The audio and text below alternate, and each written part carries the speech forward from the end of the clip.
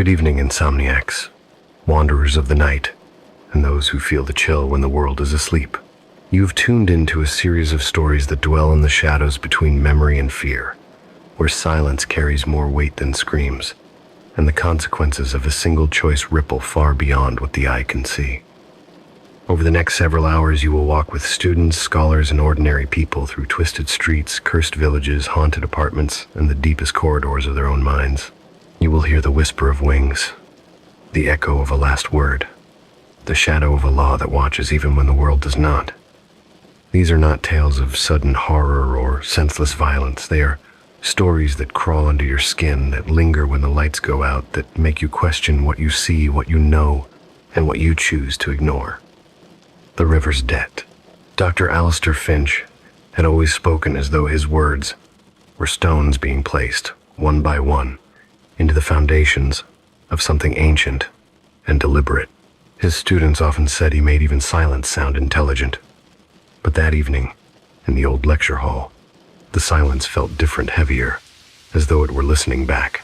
He stood before the class, tracing a slow circle on the chalkboard with one hand, the faint dust settling across his sleeve like gray snow. Behind him, rows of students leaned forward in dim light. It was the final lecture of the term, and of his career. He had promised them something special. A story, he'd said, about the one rule I wish I had never learned. He turned, eyes catching the reflection of the projector light, and smiled faintly. You've all studied the principles, he began. Flow, balance, the conversation between land and water, structure and soul. But theory is a luxury of the living. Out there, he gestured toward the window where the late rain glimmered on the glass. The earth remembers who has wronged it. He paused. Let me tell you about the twin settlements. The students shifted, notebooks ready, though something in his tone told them this was no lesson from a textbook. It was a confession, wrapped in folklore. There were once two rivers, he said softly, two branches from the same mother stream. Eastwater, calm and fertile. Westwater, quick and shallow.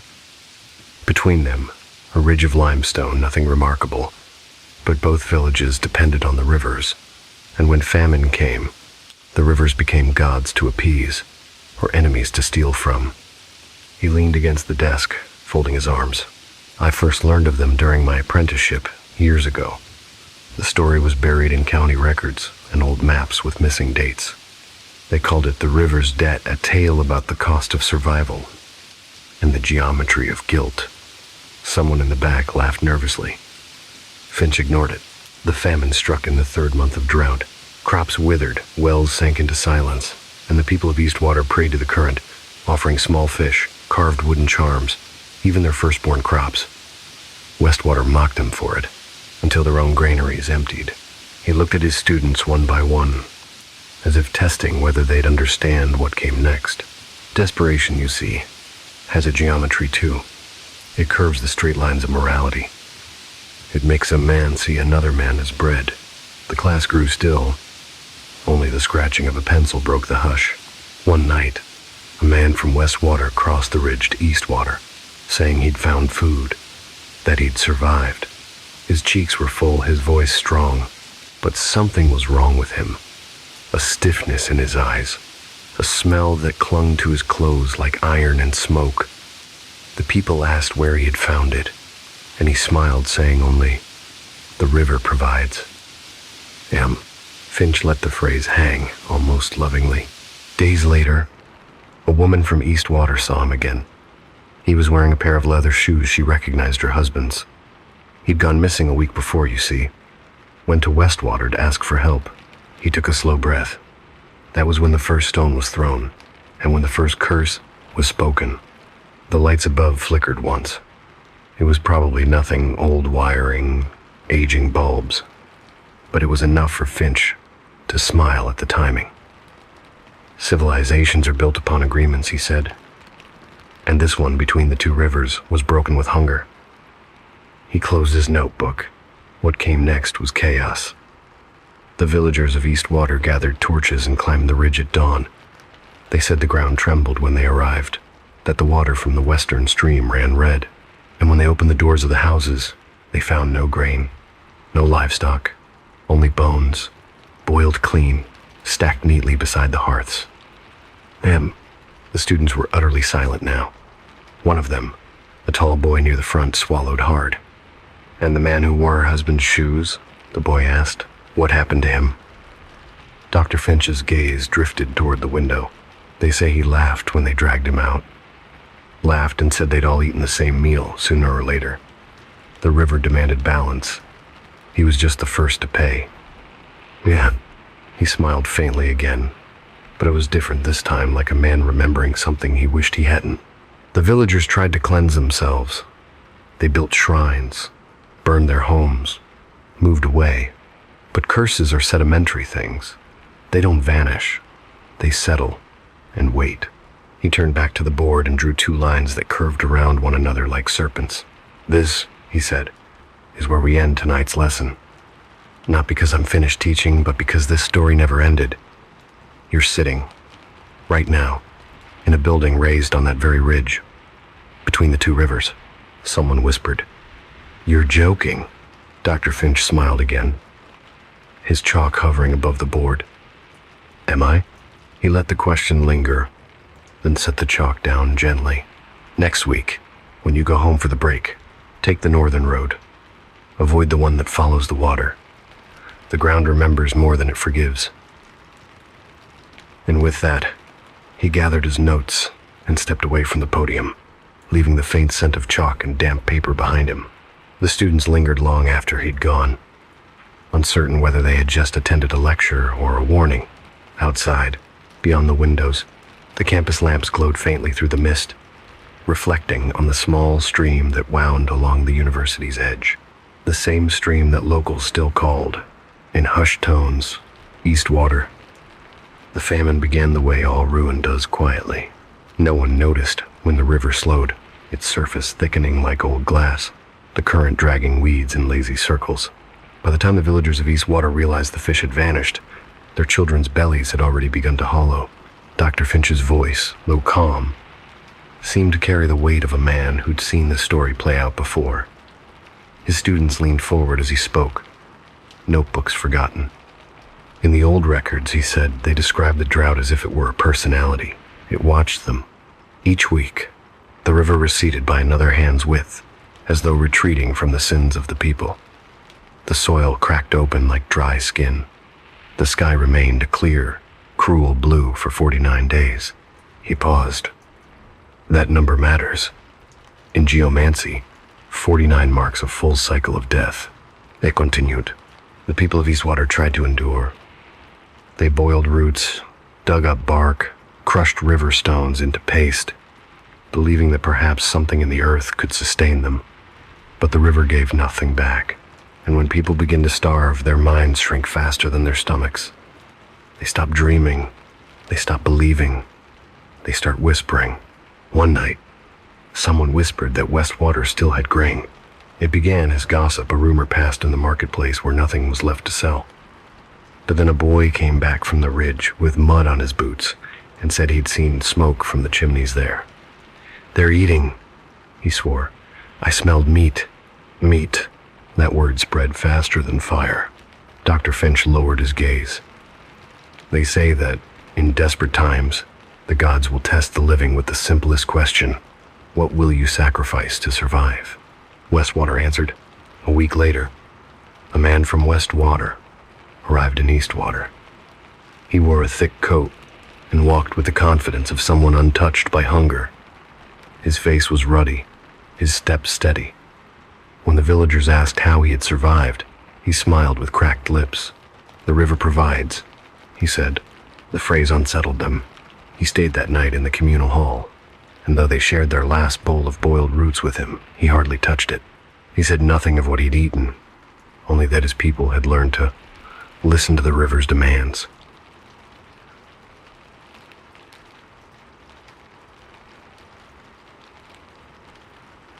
That was when the woman saw his shoes. Her name was Mara, the widow of a fisherman who had crossed the ridge a week earlier to plead for help. He had not returned. She stared at the man's feet for a long moment, unable to breathe. The leather was cracked, one sole worn thin, patched with cord exactly as she'd repaired her husband's shoes last winter. She recognized the small stitched cross on the heel, the mark of his superstition. "Where did you get those?" she whispered. The man looked down, then back up with the faintest smile. "The river provides," he repeated. The hall fell silent. Someone dropped a cup. Mara lunged for him, tearing at the coat. Underneath, the smell of tallow and smoke filled the air. The villagers pulled her back, but not before a scrap of fabric tore loose a patch of rough, stained hide, cured, but imperfect, as though stripped too hastily. It wasn't from an animal. Later, when they dragged him out into the square, his laughter echoed off the houses, thin, sharp, mad. "We were chosen," he spat. "The river gives back what it takes." No one slept that night. The next morning, the people of Eastwater crossed the ridge. They took their tools, their torches, their prayers. The sun rose weakly behind the hills, a thin disk behind a curtain of dust. The path between the villages was lined with stones that the river had once carried. Each step sounded like a drumbeat. When they reached Westwater, the village was unnaturally quiet. Doors stood open, but no one answered their calls. The air smelled faintly of ash and boiled marrow. They found the first bones in a cooking pit near the edge of the river. Then more inside the houses stacked in baskets, carved with small, neat cuts. In one hut, a child's skull was placed atop a shrine bowl filled with coins. A prayer was carved into the wood above it, written in jagged lines.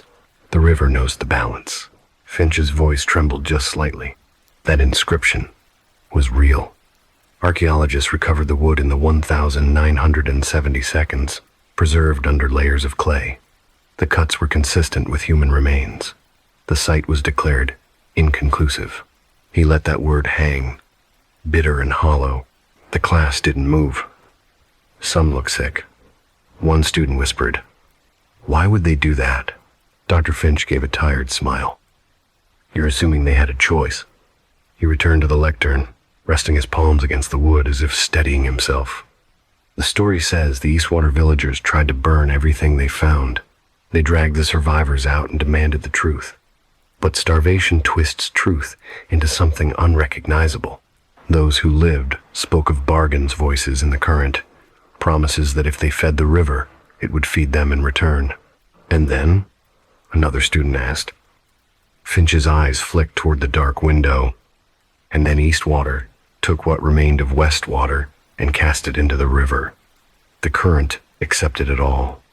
For a while, it seemed to forgive." He straightened. "Until the next rain." The class watched as he picked up a folded map from his briefcase and unfolded it across the desk. Two lines of blue ink curved toward each other, meeting in a narrow gorge. "This is where the two rivers meet," he said. "Right beneath where the university now stands." He traced a finger over the spot. "I visited it once. The soil there is wrong, too black, too heavy. The compass won't hold direction. It spins, as if confused which way the current flows." He looked up again. His expression was unreadable. "Some debts," he said softly, "do not wash away. They only wait for someone else to pay." Outside the lecture hall, the night deepened. The rain had stopped. Somewhere beyond the campus, a river moved unseen in the dark, quiet, patient, and remembering. The story deepened like water clouding with silt. Dr. Finch's voice grew slower, now measured, deliberate as if every word had to be carried carefully across some invisible bridge between memory and myth. "History likes to tidy itself," he said softly. "It turns famine into numbers, tragedy into a paragraph, sin into superstition. But beneath those lines, there was a meal that should never have been eaten." He walked toward the window at the far end of the lecture hall. Rain streaks traced down the glass like veins, catching the orange light of the courtyard lamps. Behind him, the rows of students seemed to shrink, the room thick with silence. "When the villagers of Westwater realized they would not survive the drought," he began, "they gathered in their hall, a wooden structure that leaned toward the riverbank, as if already begging forgiveness. They prayed for rain, They begged the old gods, but the river stayed still. For 3 days they fasted. For 3 nights they heard the water whisper, low and constant, as though speaking through the stones beneath their floor. The elders said it was the river remembering them. The younger men thought it was a warning. Then, one evening, the eldest among them, Master Rowan, stood and said he'd dreamt of a voice. It told him the river had not forsaken them. It only demanded an offering. The current cannot move without weight, he said. Life cannot flow without loss. Those words, spoken by a starving man, became law. They began with the weak, the ones who had already fallen ill, who could no longer lift their heads. The decision was not argued. Hunger had already stripped away debate. It was simply done. Finch's tone dropped, almost to a whisper. They prepared them as they would any animal, washed them in what little water they had left, whispered a prayer to the current. They believed the river would understand. He paused, and it did. The first night, they cooked the flesh with dried moss and salt. The smell filled the hall with a sweetness that made some weep. Others fell to their knees in gratitude. They ate in silence. No one spoke of names. Then came the second night. The hunger did not end. It sharpened. The river outside swelled slightly, as though responding. The people took it as a sign. They began to select who would be next, but something in the air shifted. The voice that Rowan had heard in his dream returned not from sleep this time, but from the river itself. It was said that if you leaned close enough, you could hear it under the water. A soft pulse, like a heartbeat beneath stone. The river chooses, Rowan murmured. It takes the unfaithful first.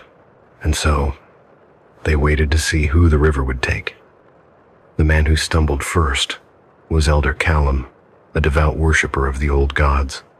He had refused to eat, had prayed for mercy instead.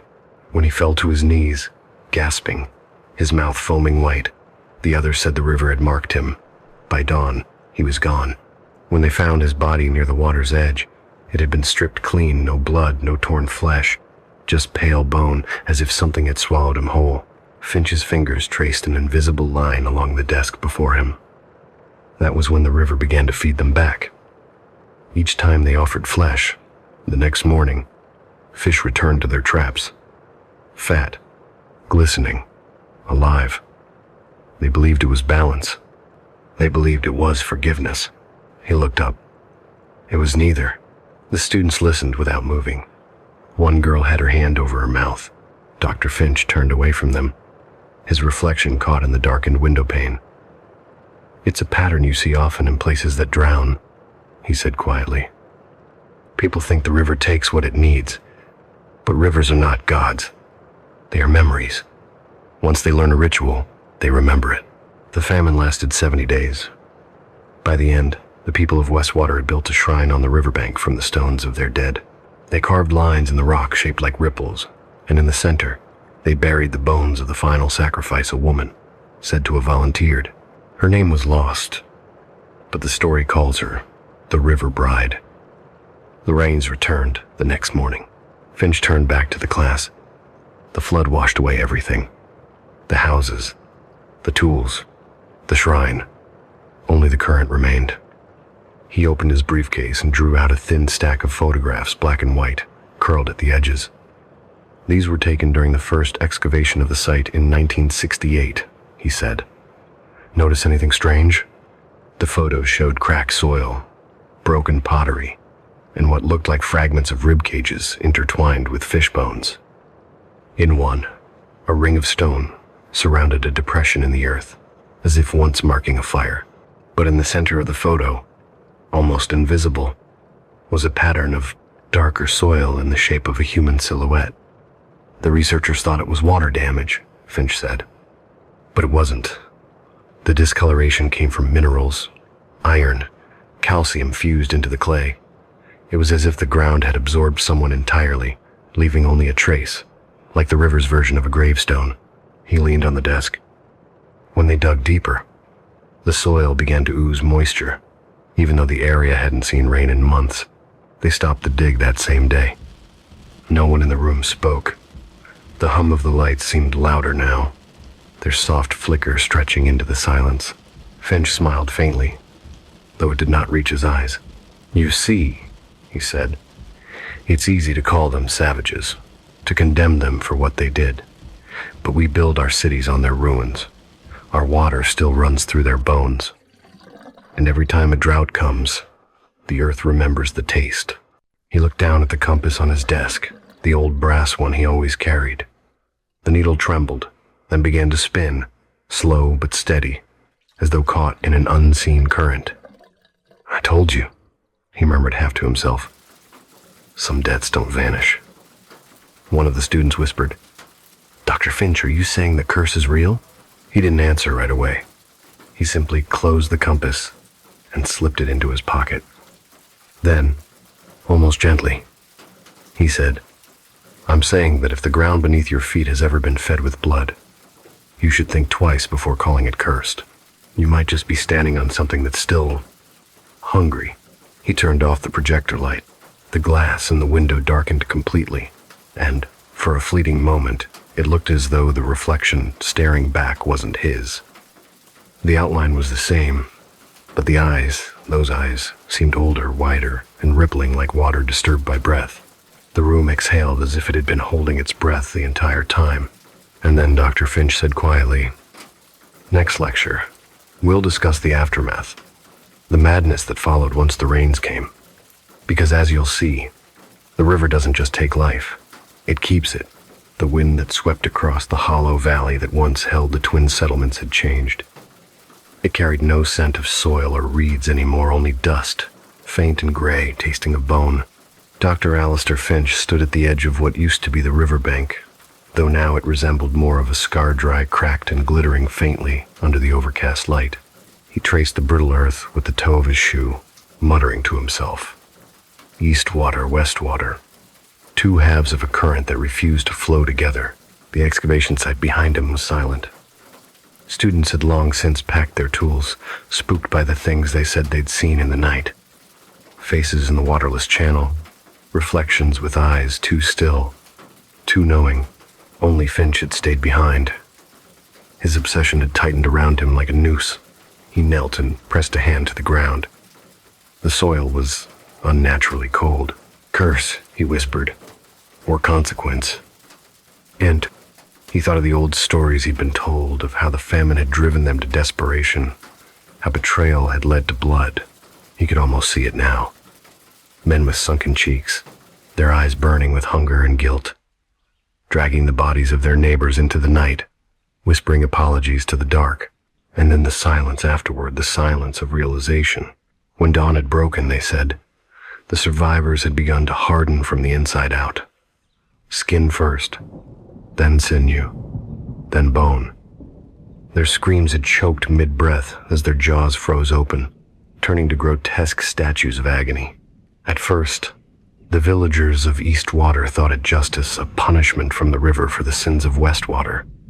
But by the seventh day, the East had heard the same whispers under their floorboards. They too would pay. Finch took out his notebook. "Curse originates not from divine judgment," he said, writing as he spoke, "but from moral entropy. The land mirrors the decay of its inhabitants." Behind him, the compass began to tremble. He frowned, placing the brass instrument flat on a rock. The needle, which had been stable all day, now began to spin slowly at first, then violently, like a trapped insect desperate to escape. Now, he murmured, as though soothing a frightened child. "Where are you pointing?" The needle stopped not north but west, toward the deeper forest, the place no map recorded. Finch rose and followed. The deeper he went, the thicker the air became. The forest roots seemed to pulse beneath his boots, the trees leaning ever so slightly inward, like eavesdroppers. He found remnants of an ancient stone path, half swallowed by moss, leading him to a mound that seemed out of place, an unnatural hill with smooth sides and a sunken top. At its center was a single figure, a statue, weathered beyond recognition, but unmistakably human. Its features were twisted in eternal horror, mouth agape, fingers half buried in the earth as though clawing for mercy. Finch's heart thudded. He stepped closer, brushing away the moss. The texture wasn't stone. It was too fine, too organic. He scraped a small piece from the surface. Beneath the gray film was something pale white as ash. Bone. The professor staggered back. It wasn't just a statue. It was one of them. He looked around. The hill wasn't a hill at all. It was a mass grave. Dozens, maybe hundreds, of such figures lay beneath, their shape swallowed by time. The curse petrified them, he whispered. Not metaphorical, not myth. He fumbled for his compass again, but the needle spun even faster now, rattling in its casing. When it stopped, it pointed down. He swallowed. Down, he repeated. Of course. There was an entrance at the base of the mound, a narrow fissure, almost hidden behind roots. The air that seeped from it was ancient and heavy, like the breath of something that had slept too long. Finch lit his lantern and ducked inside. The passage wound deep into the earth, walls slick with mineral residue. Symbols had been carved along the stone, circles within circles, each bisected by a flowing line that looked suspiciously like a river. Some of them glowed faintly, as though painted with a pigment that never faded. Finch traced one with his finger. Binding wards, he murmured. Or containment. He turned a corner and stopped. A cavern opened before him, vast and silent. In its center was a basin of black water, utterly still despite the faint drafts. And standing knee-deep within it was another statue, this one unmistakably female, her arms raised as though in offering. At her feet lay a smaller figure, a child. The professor felt his throat tighten. The posture wasn't random. The woman's hand cupped the air as if she had been protecting the boy, shielding him from something unseen. He stepped closer to the water's edge. The reflection of his lantern shimmered across the surface, breaking for the first time into ripples. Then came the whisper. It was faint, a voice carried not by air but through water. Do you understand the debt? Finch froze. Who's there? The ripples stilled. His own reflection looked back at him, but not quite right. The eyes were hollow, the smile faint and wrong. He crouched, squinting. The reflection's lips moved again, though he had not spoken. They ate from the river's gift. They forgot that water remembers. He stumbled back. The reflection didn't mimic his movement this time. It stayed perfectly still. The ground trembled beneath him. Cracks formed around the edge of the basin, light spilling from beneath the water like threads of molten glass. The statue of the woman began to change, hairline fractures crawling up her arms, her face, her chest. And then, slowly, she began to move. Not like something returning to life, but like something remembering how to be dead. Her head tilted toward him with a sound like grinding gravel. When she spoke, her voice came from everywhere at once, through the air, through the stone, through the blood in his ears. You come from the ones who built over us. Finch's legs gave way. I didn't know. You built upon what was never buried. You live upon our bones. You teach our pain. Then, the water surged upward, slamming against the cavern walls. The reflection shattered. He tried to run, but the floor gave out beneath him. The last thing he saw before falling was the statue's hollow eyes watching him, unblinking. When consciousness returned, he was lying in the open air again. The sun was gone. Only the twilight remained. His lantern had gone out, but the compass was still clutched in his fist, though the glass was cracked, and the needle unmoving. He sat up slowly. The mound behind him was gone. In its place was a still pond, perfectly circular, reflecting the gray sky. At the bottom of it, faintly visible, were hundreds of pale shapes, human, motionless. He rose to his feet and stared into the water. His reflection wavered, then changed. The eyes staring back were not his own. Dr. Finch took a step backward, trembling. The earth beneath his shoes felt soft, not mud, not soil. Flesh. The voices began again, rising like a tide. Debt must be paid. Blood for soil, stone for memory. He turned and ran through the forest, through the mist, until the old university tower came into view. By morning, when the first students arrived, they found the lecture hall door ajar. On the blackboard were written the words, "The river remembers," and in the center of the room stood a new statue perfectly lifelike, hands clutching a compass. The plaque beneath it simply read, Dr. Alistair Finch, 1934, present. The new semester began with a drizzle that never quite turned into rain. The air above the university grounds was heavy, charged with the scent of petrichor and rust. Students hurried under umbrellas, their chatter dissolving into the gray morning. None of them noticed the statue standing in the courtyard, or perhaps they pretended not to. It had been unveiled over the summer, they said, a memorial to an old professor who'd gone missing. No one could agree on how long it had been there. Some swore it hadn't existed the day before orientation. Others remembered walking past it for years. It depicted a man holding a compass in one hand and a scroll in the other, eyes turned upward as though seeking some invisible truth in the sky. The bronze was too realistic, too fine for modern craft. The inscription on the base read, Dr. Alistair Finch, the land knows, the water remembers. Lena Miles had never believed in curses. As an archaeology graduate student, she'd always considered folklore a fascinating but exaggerated reflection of human guilt, superstition trying to explain consequences. Yet ever since she'd joined the department, she'd felt something off. Rooms that felt colder than physics could explain. Lectures echoing long after everyone left.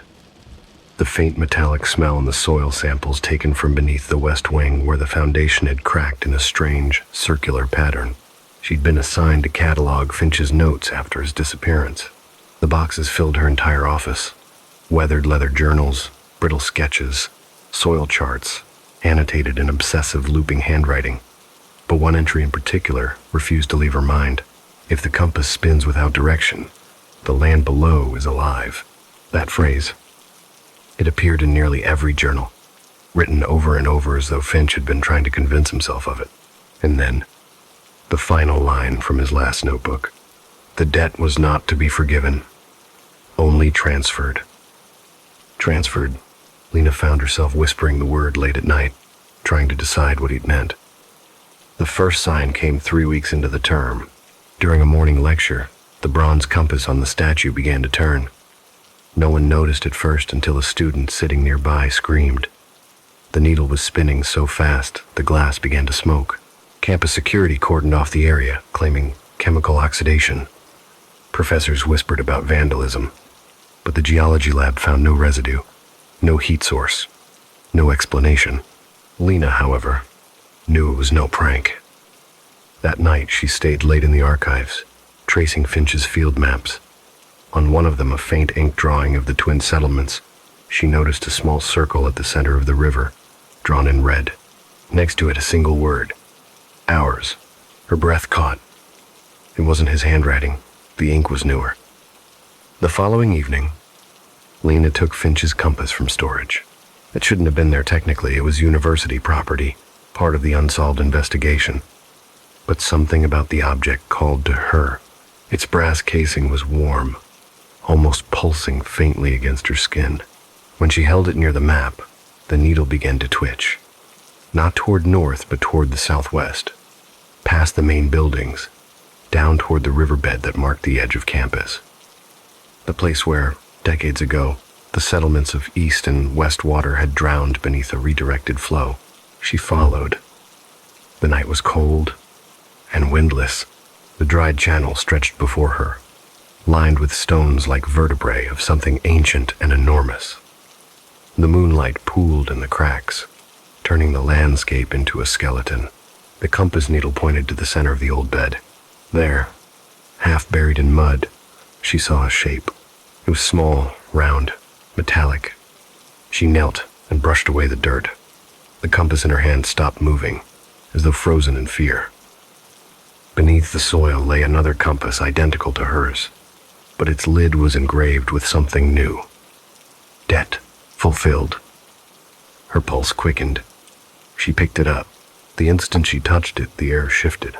A vibration hummed through the ground, subtle but deep, like the exhale of something waking beneath her feet. The reflection of the moon in the puddles rippled and reformed, not water anymore, but faces, dozens of them, faint and translucent, staring upward from below the surface. The first voice was a whisper. You dig, you disturb, you forget. Lena stumbled backward. Who's there? The river never forgot. The puddles widened, merging into one continuous sheet of dark, reflective liquid.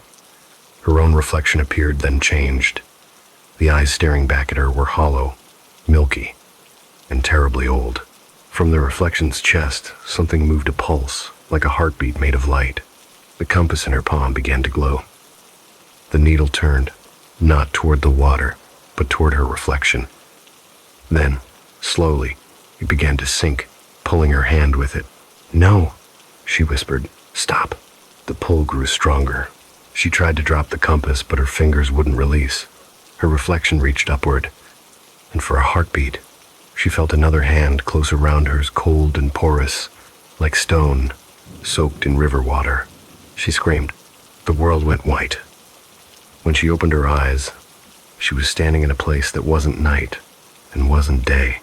The ground was water, but she didn't sink. The horizon glowed faintly with the color of dawn. Around her stood figures unmoving, half translucent, some human, some barely formed. One stepped forward. It was Dr. Finch. Lena, he said, voice echoing without sound. I didn't mean for this to happen. What is this place? She whispered. The debt, he said simply. I tried to study it, to understand it. But the river doesn't forgive. It transfers the memory from one to the next. He held up his own compass, the twin of hers. The needle pointed straight at her chest. Why me? Because you listened. He stepped closer, eyes filled with a sorrow that was almost human. It needs a witness, someone to remember, someone to carry the current forward. The surface beneath her feet began to ripple. Faces rose within it, the people of Eastwater and Westwater, their mouths opening as though gasping for air. Their eyes turned toward her. The compass in her hand vibrated violently, the light within it pulsing in rhythm with her heartbeat. Finch's voice broke. Lena, if you keep it, they rest, but you will never leave this current. If you let it go, the river will rise again. She stared at him, at the endless procession of hollow souls stretching into the horizon. The choice carved itself into her bones. She looked down at the compass. Its surface now reflected not the moon or the sky, but the faces beneath, all watching her, waiting. Then she opened her hand. The compass fell, sinking into the black water with a faint shimmer. The light faded. The figures dissolved. Finch's voice was the last thing she heard. Thank you. The next morning, the university grounds were drenched. The dry riverbed had flooded overnight, though no rain had fallen in the region for weeks. Students crossing the courtyard stopped by the statue. Something was different. The compass the bronze figure held once pointed north, now aimed directly at the river. And in the reflection of the water below, two figures stood side by side, one old, one young, both holding compasses. The current moved once, then stilled. And for a moment, if one listened closely, one could almost hear a whisper beneath the rustle of trees. The river remembers. The debt is never gone, only carried. The carnivore's grace. Calvin Pike was the kind of man who could make a sermon feel like a curse. He wasn't wicked in the spectacular sense, not the type to commit great crimes or grand betrayals. No, his sins were smaller, meaner. He stole chickens, lied about debts, crept around windows he shouldn't have. And in a town like Briar Hollow, a place that still kept its church bell polished and its grudges cleaner than its streets, that kind of sin was enough to damn a man for life. No one trusted Calvin. Not the grocer, not the preacher, not even the stray dogs. He lived in a shack on the edge of town, where the hills began to wrinkle into forest. His father had died up there, and his mother had fled somewhere colder. All Calvin had left was his own voice muttering excuses in the dark. So when he stumbled on the old grave mound above the ridge, half collapsed, crusted with moss. The earth split like a mouth mid-sentence, he thought, for the first time in years, that maybe he'd found something meant only for him. It was the smell that drew him first. Sweet, like sap and rot, the way a dying flower might smell if it tried too hard to live. Then the shimmer, a faint dust floating in the air, gold in the sunlight, and gray in the shade. He thought it was pollen. He didn't know that some things bloom underground for a reason. It began with a dare. Old Mr. Teller had been bragging about the town's history in the tavern again, saying how their forefathers were brave enough to bury their dead where the mountain breathes. Calvin, half drunk and half angry at the laughter that always followed his name, spat into his cup and said, "Then I'll bring back a piece of that breath." The men laughed harder, and that was all it took. Pride, that small and stupid flame. He grabbed his shovel, staggered up the ridge before dusk, and started digging where the ground felt hollow. It didn't take long. The soil was soft, unnaturally so, as if something below had been turning it from within. By the time his shovel hit stone, the sun had dipped behind the tree line, leaving the air still and heavy. He brushed away dirt until he uncovered the edge of an old burial slab. The carvings on it weren't letters. He knew they looked more like vines or veins, twisting in patterns that made his eyes ache. The pollen shimmered brighter here, seeping through the cracks. He should have stopped. Anyone else might have, but Calvin had always mistaken fear for challenge. He wedged the shovel beneath the slab and pushed. The stone shifted with a groan that sounded far too alive. When the air escaped from within, it hit him like a wave, thick, humid, carrying a scent of sweetness gone sour. Inside lay a coffin, wood darkened by age, banded with metal that had rusted into green veins. A dozen brittle flowers were still tucked around it, their petals turned to powder, and in the center of that dust was something that pulsed. He leaned closer. It was a blossom impossibly intact, petals translucent and glowing faintly from within, as though it were breathing. He reached in. The pollen stirred, rising in a lazy spiral. For a moment, it was beautiful. Then it hit his face. He coughed. Once. Then again. His lungs filled with the taste of metal and ash. His vision blurred, spinning with gold motes. He stumbled backward, gasping, clawing at his throat. The shovel slipped from his hand and clanged against the stone. When he looked down again, the flower had closed. He didn't remember the walk home, only the way his skin itched, the way his eyes burned. The world shimmered at the edges, colors too bright, sounds too deep. By the time he reached the shack, his breath came in short bursts, each one wet and shallow. He stripped his shirt off, scratching at his chest, and froze. Under his skin, something moved.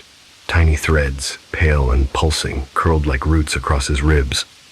When he touched them, they retreated not like veins, but like worms. He vomited until his throat bled. By morning, the fever had broken, but something in him had changed. He felt strong. Starving, yes, but strong. The mirror showed a man who wasn't quite himself, skin paler, eyes bright and strange. His tongue tasted copper. When he breathed, the air came out cold. He went to the tavern begging for help. They threw him out before he reached the door. He went to the doctors, who locked the door and pulled the curtain. He went to the preacher's house, and the preacher's wife screamed before she even saw his face. By dusk, a mob had gathered. They didn't listen when he said he was sick, that he needed help. Someone shouted that he desecrated the mountain. Another swore they'd seen him with blood on his hands. They tied him to an elm tree outside the churchyard. He didn't struggle. Not much. Maybe part of him thought he deserved it. The preacher prayed over him, words trembling like the flame of his lantern. "Lord, have mercy on this man." And then they left him. The night wind came cold through the valley. His throat dried. His stomach twisted. He closed his eyes. Somewhere deep inside him, something whispered, "Eat." He thought it was madness, hunger, delirium, until the scent reached him, not food, not bread or stew, but flesh, warm, near. He pulled at the ropes. They didn't budge. He screamed for help, for forgiveness, for death, but the town slept. When morning came, the birds did not. The ropes hung slack against the trunk, and in the dirt beneath them, two shallow prints led away, the bare feet dragging, the toes digging grooves in the soil. No one saw him again. Not alive, anyway. A week later, the first bodies were found. They said it began at the tavern. A farmhand named Enoch was discovered sitting in the corner, mouth and hands stained dark, eyes wide open but unseeing. The body beside him had been emptied. The doctor refused to touch him. By the next morning, Enoch's skin had gone gray. When they tried to bury him, his mouth opened, and he smiled. Calvin Pike's grave, when they finally dug one, was empty. The mountain had taken him back, but the pollen still floated there, invisible, until the sun caught it. Some said the blossoms still grew beneath the earth, feeding on breath, waiting for another fool to dig. Others whispered that Calvin was still out there in the woods, pale and quiet, standing just beyond the line where sunlight stopped. Not hunting, not killing, waiting for forgiveness, for grace. And if you ever found yourself wandering too close to the ridge at dusk, if you felt something sweet drift through the air, like the scent of a flower that shouldn't bloom, you might hear a voice behind you, calm and soft and terribly human. Please, don't be afraid. I just need a taste. Calvin staggered through the night, like a man dragging his own grave behind him. The wind carried the scent of rain and rot, and the dirt still clung to his hands from the tomb he had unearthed hours earlier. His chest burned, each breath heavier than the last. The strange yellow dust from that coffin had entered his lungs, his veins, maybe even his soul. He tried to wipe his mouth, but a line of black mucus smeared across his wrist instead. His tongue felt thick. His teeth ached. When he reached the edge of town, the first lantern he saw belonged to Marcy, old Marcy, who sold herbs and gossip in equal measure. "Marcy," he rasped, voice cracking like dry wood. I need help. Something's wrong." Her door opened a crack, just wide enough for one cloudy eye to peer through. "You again, Calvin? You reek of the dead. Get off my porch before you curse my house." "It's not a curse, I dug something up." He coughed violently, specks of dark fluid splattering the ground.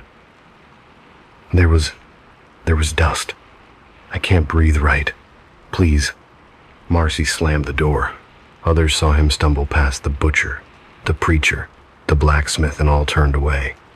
Their hatred for Calvin ran deep. He was the town's leech, the beggar, the thief of hens and petty coins. No one cared if he was sick. Maybe it was justice. By dawn, he collapsed near the old chapel. The sky above was dull gray, and his shadow barely clung to him. The preacher found him there, trembling in the mud. "You should not have touched the mountain," said Father Grain, clutching his cross. "That place was sealed for a reason." Calvin could barely lift his head. "Help me, I'll do anything. You've done enough. The Lord has turned his face from you." The preacher's men dragged Calvin to the oak tree at the center of town, the one where thieves were once displayed for their shame. They tied his wrists and ankles, ignoring his pleas. His skin had already begun to gray, a waxy sheen crawling up his neck. "You'll sleep here," said Father Grain coldly. "And if your soul still lingers by sunrise, perhaps God will judge it himself." They left him there as the town gathered to watch. Children threw stones. Women whispered prayers. Calvin, delirious, saw faces melt into the darkness. When night fell, his fever broke, but not in mercy. His breathing stopped. His body hung limp, eyes open but glassy. Then something beneath his ribs began to stir a rhythm that was not a heartbeat but a crawl. His jaw twitched. A sound like dry branches shifting echoed from his chest. Then came the first movement, a crack of rope, a tilt of his head, and the dull pop of bone adjusting to a new, unnatural alignment. The rope fibers snapped one by one as his arms lifted, stiff and mechanical. His mouth opened not to breathe, but to release a low hiss that carried no air. When his feet touched the dirt again, the town was silent. The thing that had been Calvin raised its eyes. They were pale white now, the color of ash and moonlight. The townspeople watched, frozen, as he tilted his head slowly, curiously, like an animal rediscovering motion. Someone screamed. By the time Father Grain returned with his cross, Calvin was gone. Only the broken ropes and a trail of dark, sticky footprints remained. In the woods beyond the chapel, a new sound joined the crickets. The whisper of dry lips parting over bloodless teeth, testing how to move again. Calvin was no longer Calvin. He was the pallid stalker, a creature not of hunger but of quiet purpose, seeking what had been denied to him, belonging. By the second night, no one in the town of Velford slept. The air itself felt diseased, thick with the scent of iron and mildew. Chickens stopped clucking, dogs refused to bark, and even the wind seemed afraid to pass through the streets. It began with Marcy. She had been the first to curse Calvin, the first to slam her door. The next morning, her shop was found open, her herbs scattered across the floor. Her cat sat motionless beside her body, licking her pale, cold fingers as if trying to wake her. But Marcy wasn't dead. Not yet. When the townsfolk leaned closer, her eyes opened bloodshot, unfocused, trembling like glass in an earthquake. She whispered something none of them understood, a word that scraped the air like metal on bone. Then she smiled, though her lips cracked as she did. By dusk, 3 more fell ill. The butcher's son, the preacher's niece, the gravedigger. Each one claimed to have seen Calvin standing outside their windows just watching, his face blank, his skin pale as a candle. Father Grain called it a curse of guilt. He punishes the cruel, he preached. Pray harder, and he'll fade.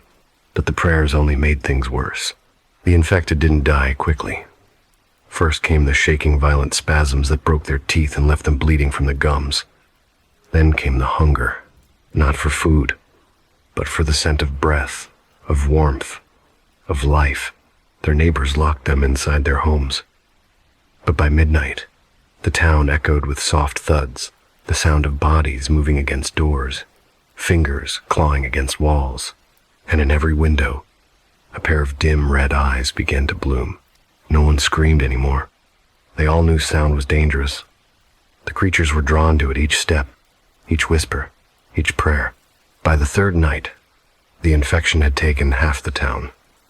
Those who hadn't turned yet gathered in the chapel, whispering their confessions to a God that no longer seemed to hear. Father Grain was pale, trembling, the crucifix heavy in his shaking hands. "Stay silent," he told them. "If you hear a voice outside, do not answer. If someone knocks, do not open. They wear the faces of the ones you loved." Then came a knock at the chapel door. "Father," a voice called softly, "please, it's me. You locked me out." The voice belonged to the butcher's son. Everyone knew it. But when Father Grain looked through the crack, the boy's eyes were hollow pits of red, his mouth twitching with something that wasn't speech. The boy pressed his face to the wood and whispered, "Let us in. We're starving." That night, the church fell silent too. By dawn, the streets of Velford were empty. The market, the square, the inn, all lifeless. Only the echo of synchronized footsteps moved through the mist. Dozens of slow, heavy strides, all in rhythm. When one of the few survivors, a hunter from a nearby hamlet, arrived days later, he found no sign of chaos. The doors were neatly shut, the windows unbroken. But inside every home, he found bodies, standing, perfectly still, facing the walls as if waiting for a signal. And when he turned to leave, he saw movement in the distance.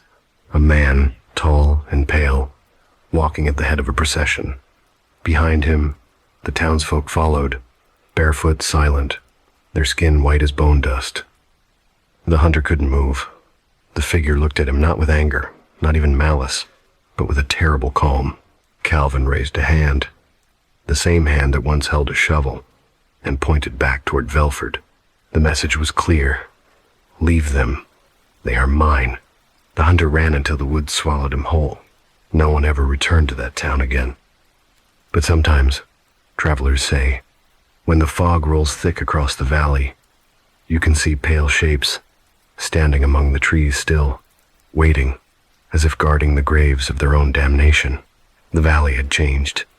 No one could remember when exactly Velford had disappeared from the maps, or when its name became a whispered secret among the neighboring settlements.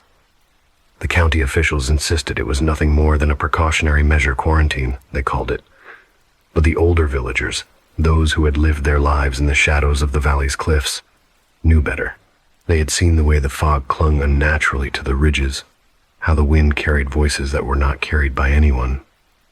They had heard the shuffling of feet where no feet should walk, the soft but steady tap-tap-tap of something moving in perfect rhythm, echoing against the hills like a heartbeat that refused to die. Calvin's story had become legend, or a warning. But it was not the story itself that haunted the locals. It was the knowledge that whatever had happened in Velford had not ended. It had simply waited.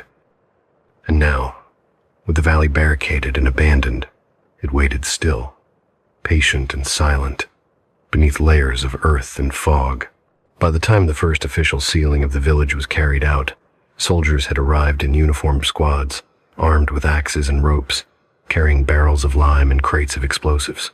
They did not speak to the locals, who had gathered at the edge of the cliffs to watch.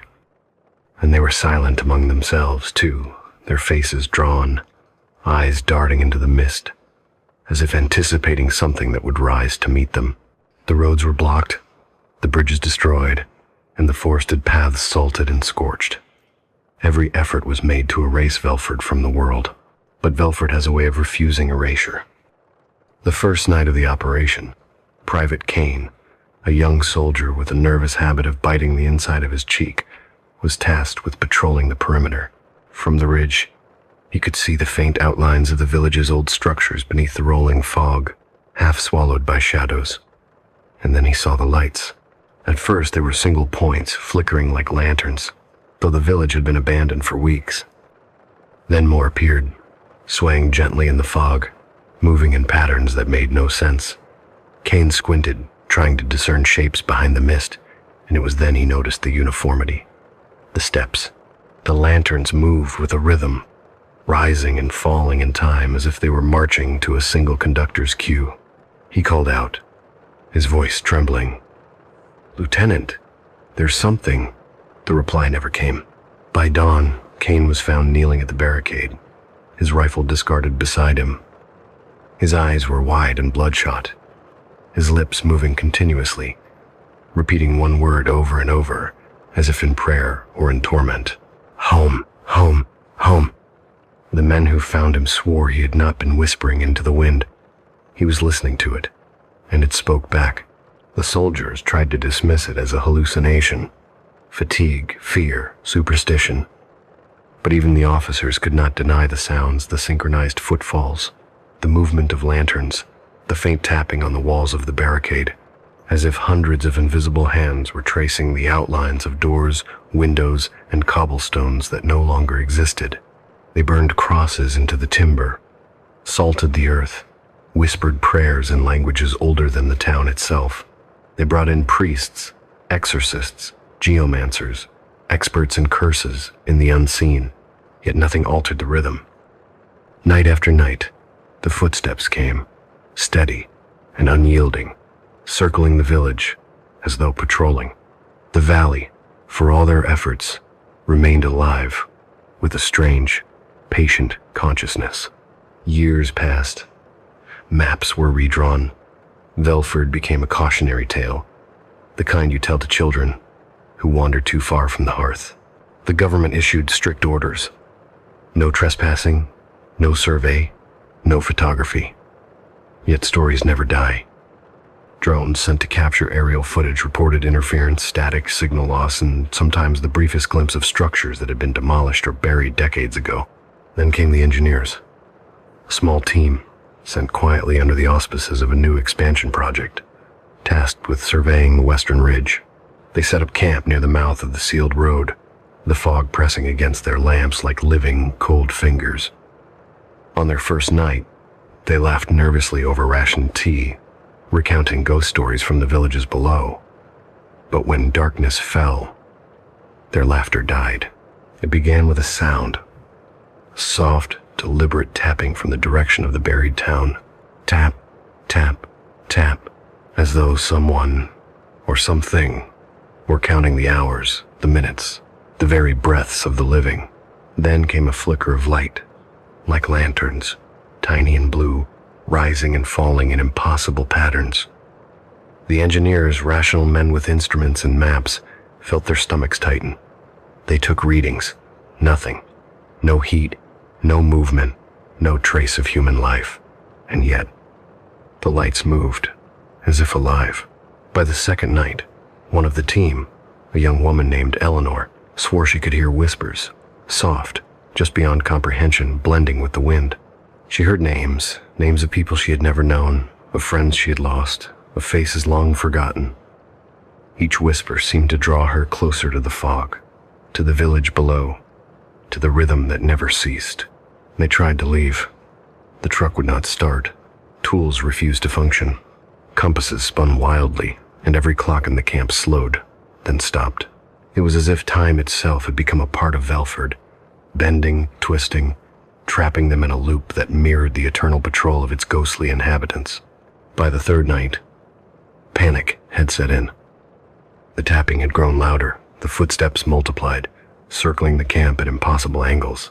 One by one, the engineers disappeared, vanishing into the mist, their last cries swallowed by an eerie silence that followed almost immediately, leaving only the faintest echo of their fear lingering in the cold air.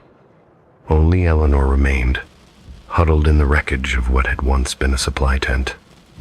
She wrote in a journal she would never send, documenting everything, recording the shapes of shadows, the cadence of unseen feet, the laughter of wind that was never wind.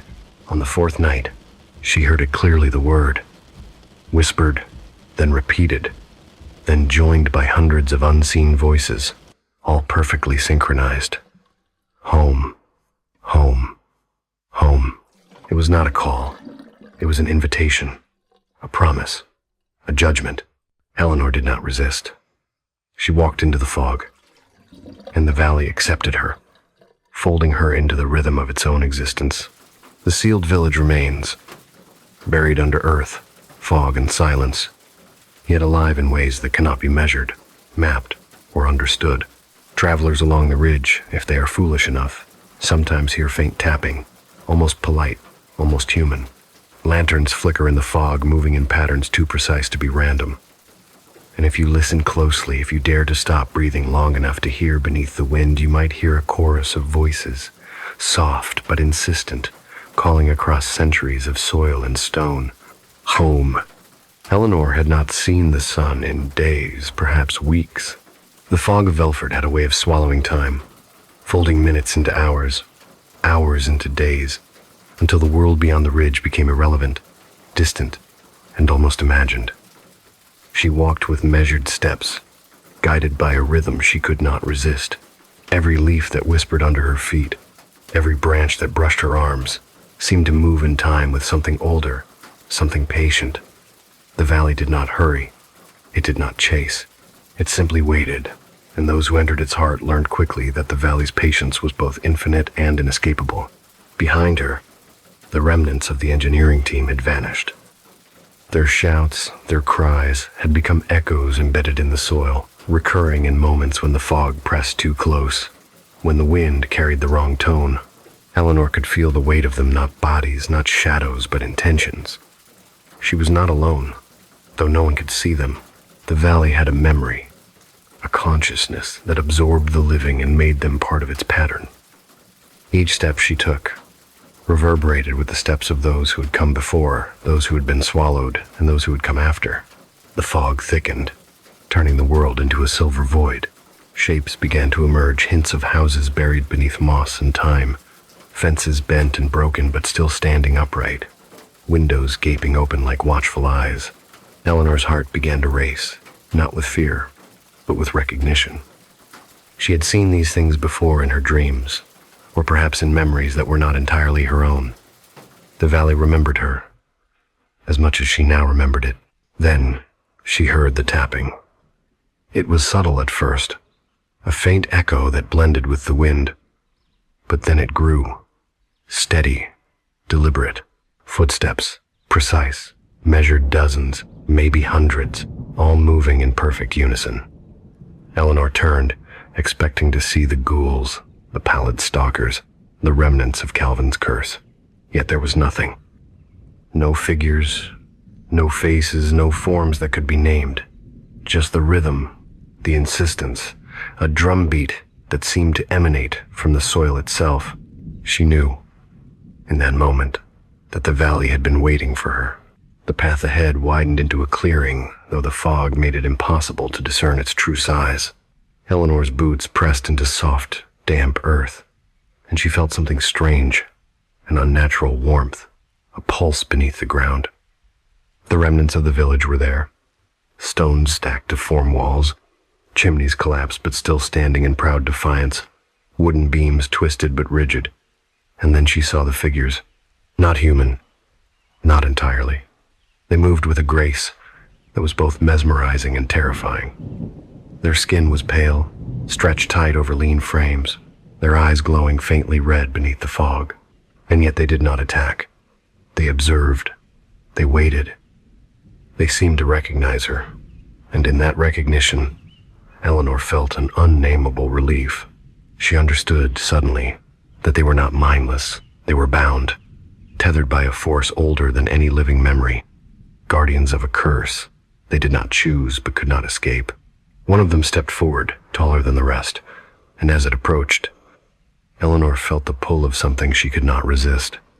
Its eyes empty, unblinking, yet full of memory met hers. And then it spoke, not in words but in intent, in thought, in something older than language. You are one of us now, or you may choose to return. Eleanor's mind reeled. She had seen the valley's patience, had walked its paths, had felt the rhythm of its steps, but she had never considered a choice.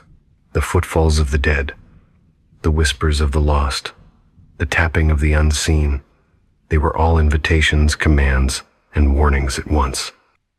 And now she had the chance to step back, to leave this rhythm, this eternal cadence, behind. Believing would mean abandoning something, though she could not name it.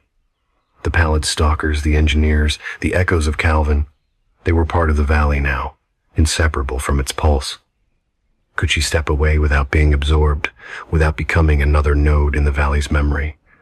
Or was she already bound, her will entangled with the soil, with the fog, with the steps that never ended? The tallest figure extended its hand. Eleanor felt a shiver, not of cold, but of understanding. She knew what the hand offered, a return to the world she remembered, a chance to live outside the fog, to breathe air that was free of whispers, footsteps, and inevitability. But taking that hand would cost her something immeasurable. She would carry a piece of Velford with her, in memory, in fear, in heartbeat, forever attuned to a rhythm that the world outside could never perceive. She hesitated. The valley seemed to lean in, the fog curling closer, wrapping around her like liquid smoke. The tapping grew louder, resonant, insistent. The figures around her mirrored her pause, their movements synchronized with the rhythm of the earth beneath. And then she felt it, Calvin, the first of the curse, watching from the edges of her mind. Not a man, not a ghoul, but a fragment, a whisper of what had begun this cycle. His presence was neither hostile nor welcoming. It simply existed, a reminder of debts unpaid, of hunger, of choices made too late. Eleanor's breath caught. She took the hand. The world shifted. Fog twisted into light. Steps became wind. Tapping dissolved into silence. She stumbled, disoriented, onto the ridge overlooking Velford. The village was still there, but distant, unreal, almost like a mirage. The shapes of houses lingered, fading in and out as if the valley were breathing. And beneath the earth, she could feel the rhythm, subtle, patient, unbroken. The engineers were gone. The soldiers who had sealed the valley were long dead, their graves unmarked. And Calvin, if he existed, was somewhere beneath, still moving, still waiting, still tethered to the pulse that refused to die. Eleanor returned to civilization, carrying only a journal, a pen, and memories that refused to fade. She spoke little of what she had seen. Words were inadequate, clumsy.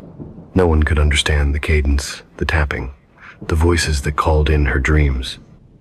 She could not explain the choice she had made, only the sensation that part of her would forever walk with Velford, part of her would never fully leave.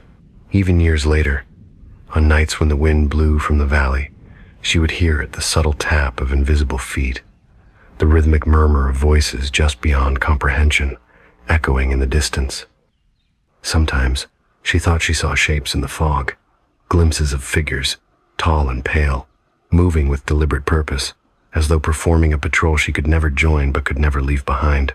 And in those moments, Eleanor knew the truth. The valley's curse was not in the dead, not in the pallid stalkers, not in the fog or the sealed roads. It was in the memory, in the rhythm, in the cadence that demanded attention. Those who heard it could not forget. Those who returned would always carry it, and those who entered would always become part of its pulse, whether they walked away or stayed. She kept her journal locked away, but at night, when the house was quiet, she would open it and read her own words, and the tapping would begin again, softly at first, almost imperceptible, and she would smile, for she knew that Velford had not forgotten her. She had returned, but she had not truly left. The home and the hallucination. Sarah had always known that moving into a new apartment would unsettle her. New walls, new ceilings, new sounds, but she had not anticipated that it would unsettle her this profoundly, this immediately. On the first night, the hum of the city outside seemed distant, as though the building itself absorbed every sound and replayed it back in distorted echoes. She lay in bed, listening, noticing the irregular rhythm of her own heartbeat, each thump a small hammer against her ribcage, demanding acknowledgement. The apartment smelled of varnish and cold stone, the faint tang of something metallic, almost iron-like, lingering in the corners where the light from the street lamps refused to reach. She had unpacked little more than her essentials: clothes, books, a few photographs, but already the shadows in the corners of the room seemed to breathe. The first hallucination came quietly, uninvited, like the faint tap of rain against glass. A figure appeared at the edge of the ceiling's circle of light. At first, she thought it was her imagination, a trick of the fan's slow, uneven rotation, but then the shape solidified. A pale woman, hair long, wet-looking, draping down like ink falling in slow motion. Her hands stretched unnaturally, fingernails sharp and pointed, almost too long to be human. The fingers pressed against the edges of Sarah's vision, brushing the air inches from her face, making the hair on her arms rise. Sarah froze. Her chest tightened, a familiar, terrifying sensation she had learned to recognize over the years. The heart that often betrayed her, the valve that sometimes clenched with sudden panic, reacted now with warning. She drew a shallow breath, forcing herself to remain still. "You see me," the figure whispered, voice low and sibilant, almost dissolving into the air itself. Sarah wanted to scream, but the sound caught in her throat, trapped by the fear that pulsed through her veins like electricity. Her hands, resting on the quilt, felt clammy. Her fingers trembled. She could hear the faint whisper again, closer now, as though the voice had slid beneath her skin. She reached for the lamp beside her bed, but the switch did nothing. The room remained suspended in a dim, unearthly glow, the shadows stretching and contracting with a life of their own. She tried to rationalize, telling herself it was stress, the heart condition, the move, the long hours of David's absence. Perhaps the sleep deprivation, perhaps a combination of everything, but deep in her gut, Sarah knew it was something else entirely. Over the next days, the sightings grew more persistent. The pale woman appeared at the periphery of her vision, pressing close, without ever fully entering her space. Sometimes Sarah would catch her reflection in the polished surfaces of the apartment, in the blackened screen of the television, in the dark glass of the windows at night. The face was always the same, pale, expressionless, the fingernails glinting faintly in the dim light, pressing as though against some invisible barrier. Sarah began to document what she saw, hiding a small notebook under the mattress. The entries started innocuously notes about shadows, unexplained movements, fleeting impressions, but soon the pages were filled with trembling words. Descriptions of sensations, the way the air felt thick and viscous, almost solid, the cold that wrapped around her shoulders like hands, the sense of someone or something observing her, even when she was alone. David noticed the change immediately. He came home later than usual one night, tired eyes scanning the apartment as though searching for something intangible. "You're imagining it," he said gently, and though his voice was meant to comfort, it carried a subtle edge, patronizing, almost rehearsed. Sarah's mind flinched. Had he seen it too? Or was he already participating, silently mocking her fear, testing the boundaries of her perception? The pale woman, of course, did not answer. She merely lingered, a shadow at the edge of reality, a constant reminder that the apartment held secrets Sarah had not yet uncovered. And Sarah, whose own heartbeat often betrayed her in moments of anxiety, found herself questioning not just what she saw, but what she could trust in the world around her. Every creak of the floorboards, every groan of the pipes, every flicker of light became a potential harbinger. Her apartment was alive, she realized. It was listening. It was aware. On the third night, the figure's presence became more than visual. Sarah awoke to a pressure on her chest, subtle at first, then insistent, as though the pale woman leaned over her while she slept. Her pulse raced, the heart valves fluttering. She could hear nothing but her own shallow breathing, feel the cold intrusion of fear pressing against her ribs. The fingers brushed her shoulder. Just a touch, light as smoke, but heavy enough to send her shivering, to ignite the terror she had spent days trying to suppress. That morning, Sarah did not speak of the incident. She poured herself coffee, staring out the window at the city, at the familiar shapes of street lamps and buildings, anything to remind herself that the world beyond the apartment was real. David kissed her cheek, whispered about a busy day at the bank.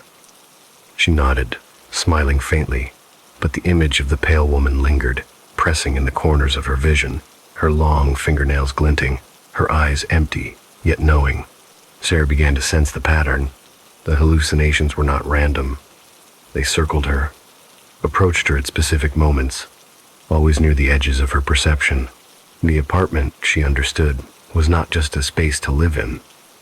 It was a stage, and she was both audience and actor, drawn unwillingly into a drama that she did not script, but could not escape. Even in the daylight, the apartment seemed wrong. Shadows fell in impossible ways. Sounds from the hallway steps of neighbors, a distant television, the soft shuffle of trash collection, echoed unnaturally, lengthened and distorted. She began to check her locks, the windows, the air vents. Nothing was out of place, yet every sense insisted that the apartment had become a trap, a place where perception and reality merged and shifted with cruel precision. Sarah's heart knew the truth before her mind could fully comprehend it. The pale woman was a sentinel, a guide, or perhaps a warning. Every hallucination, every whisper, every subtle pressure was leading her somewhere or warning her away. She had to remain vigilant, to keep careful track of every moment, to note the minutiae, to survive. The apartment was patient, and so was its occupant. By the fifth day, Sarah could not distinguish between sleep and waking. Every time she closed her eyes, she saw the pale woman, looming and silent, long nails brushing as if cataloging every movement. When she opened her eyes, the corners of the room held shifting shadows, subtle distortions of the furniture, echoes of steps not her own.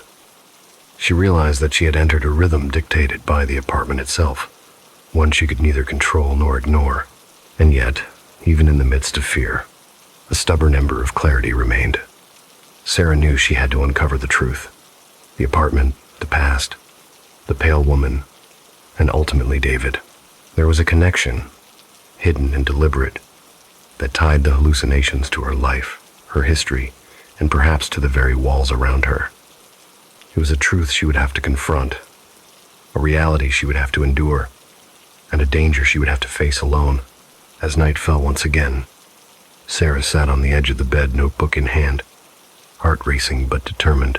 She knew that the figure would appear, as it always did, hovering at the periphery, observing, waiting. And when it did, she would not look away. She would see, and she would remember. The apartment was no longer merely her home. It was a mirror, a trap, a sentinel. And Sarah understood, with every beat of her heart and every pulse of fear, that she had stepped into a world where reality and hallucination intertwined, where survival required not strength, but attention, and where the first step toward escape was the courage to watch and to endure. The apartment had begun to feel smaller, more oppressive, as though the walls themselves pressed inward each time Sarah entered a room. She had moved carefully in the daylight, keeping the shades drawn, almost afraid of letting the sun pierce the shadows that had already taken up residence in her home. But the daylight offered little comfort. The faint hum of the heating system, the irregular creak of the floorboards, and the whisper of air through the vents, all seemed amplified, distorted into warnings that she could neither name nor ignore. It was during one such uneasy morning, while Sarah prepared her coffee and stared through the blinds at the street below, that she noticed the letter. It was slipped quietly beneath the door, a plain envelope, unmarked save for her name in a sharp, unfamiliar hand. For a moment she hesitated, the small envelope heavy in her hand, as though it carried the weight of something unspeakable. There was no return address, no indication of origin, only the crisp rustle of the paper against her fingers and the faint scent of ink, coppery and sharp. Inside, she found a document, an official-looking packet from David's office, neatly folded, the kind of paperwork that should have been mundane, unremarkable. But Sarah was no stranger to details. She had learned over the years that danger often hid in the most ordinary forms. The first line was innocuous enough. Confirmation of her life insurance policy, an amount substantial enough to draw attention if she ever left this apartment, or worse, if she never returned. Yet as she read on, her stomach knotted, a cold ripple traveling down her spine. There it was, a clause, hidden, precise, and deliberate. In the event of death by sudden cardiac arrest resulting from psychological distress induced by external stimuli, the policy shall pay the full amount to the named beneficiary. Sarah read it twice, then a third time. Her hands were trembling, the edges of the paper biting into her palms. The words seemed to curl on the page, curling like smoke into something almost alive. She set the packet down, backing against the edge of the counter, her eyes scanning the room as though the shadows might answer her question. External stimuli, psychological distress, full payment to the beneficiary. Her gaze fell on the hallway leading to the bedroom, where last night she had seen the pale figure, those impossible nails brushing against the air just beyond reach. The realization sank slowly, horrifyingly into place. This wasn't a coincidence. This wasn't merely the apartment, her imagination, her heart, acting out. David had constructed it. He had built a scenario with a meticulous cruelty. Her mind raced, cataloging the details she had noticed but had dismissed as stress-induced hallucinations. The timing of David's late returns, the casual glances at her expressions of unease, the quiet insistence that she not move certain furniture or touch specific items. Each choice, each small decision, had been orchestrated, a subtle manipulation feeding into a carefully constructed psychological trap. And the clause in the insurance policy, he had considered every angle. He had accounted for her heart. A sudden knock at the door startled her. She jumped, her chest constricting. David's voice called softly through the intercom, a tone almost innocuous, yet carefully measured. "Everything okay in there, Sarah?" She didn't answer. Instead, she slid the packet under the sofa cushion, as though hiding it from herself might also hide it from him. She needed time to think, to breathe, to understand how deep this went. Her mind was racing through the possibilities. Had he done this before? How long had he planned it? And more importantly, was there a way to turn the situation to her advantage, or was she simply a pawn in a deadly game? The apartment seemed to close around her, the air heavy with a faint metallic tang that she now associated with the unseen presence. She could feel it in her bones, something watching, waiting, assessing. The pale woman had appeared again the night before, fleetingly in the kitchen doorway, her hair cascading like liquid night. Sarah had moved toward her, heart hammering, only to find the corner empty, the shadows unbroken. The hallucinations were not random. They were timed. They were deliberate. And now, with the knowledge of the clause, the picture formed clearly in her mind. David was feeding the engine of her fear, accelerating the events that could lead to her death, and in doing so, securing his own financial gain. She paced the apartment, careful to move as quietly as possible. Each step on the hardwood floor echoed through the rooms, as though the apartment itself was listening. The air felt charged, static clinging to her skin, and every flicker of light seemed a warning. The shadows under the dresser, and the corners, along the ceiling edges, shifted with a life of their own, elongated and curling in unnatural ways. Sarah's pulse quickened. She could feel her own fear rising in rhythm with the presence that lingered. She had to keep it in check, to remain aware, to remain lucid. Hours passed like minutes. She sifted through drawers, bookshelves, cabinets, searching for clues, for anything that could give her leverage. In a stack of old letters, she found receipts for medical supplies and prescriptions she hadn't requested. There were vials of supplements, notes from David's handwriting, and even entries in a small journal detailing her health, her tendencies under stress, her previous fainting episodes. Every item, every note, every observation had been gathered, catalogued, and deployed with deliberate precision. She realized then that David had constructed a map of her fears, and he had intended to walk her along it, step by step, until she reached the ultimate conclusion: death. The sun set slowly, casting elongated shadows across the floorboards. Sarah sat on the couch, the packet of insurance documents heavy in her lap. Her hands shook, but her mind was sharper than ever. She began to formulate a plan. If David intended to manipulate her through fear, through the calculated orchestration of hallucinations, then she could reverse the logic. She could anticipate his actions, stay alert, and use his own design against him. But the apartment itself was treacherous, the hallucinations persistent, the pale woman a constant, silent observer. Sarah understood she could not leave the apartment, could not allow herself to be cornered.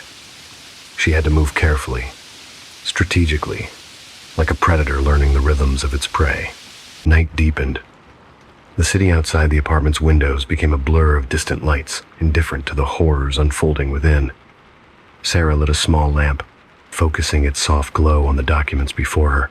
She memorized every clause, every exception, every calculated loophole that David had hidden within the fine print. The knowledge was a weapon. She whispered the details to herself, repeating them until the words were etched into her mind. She would not become a statistic. She would not succumb to his orchestrated terror. As midnight approached, the temperature in the apartment seemed to drop. The pale woman appeared again, materializing at the edge of the ceiling light, hair cascading like a dark waterfall, eyes fixed, unblinking. But this time, Sarah did not recoil. She held the notebook tight, her mind racing, heart steady despite the familiar constriction in her chest. The figure lingered, observing, as if evaluating her resolve. Sarah realized in that moment that she was no longer merely a victim. She was an actor in a drama designed for her, yes, but also a participant with agency.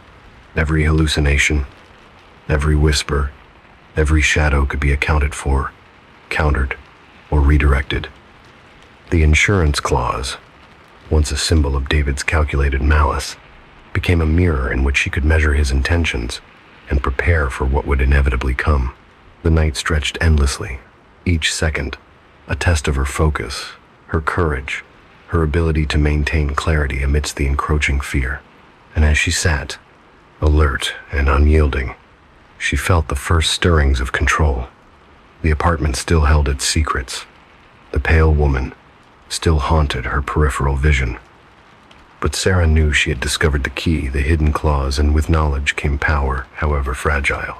By the early hours of the morning, a quiet resolve settled over her. She would watch, she would wait, and when the time came, she would act.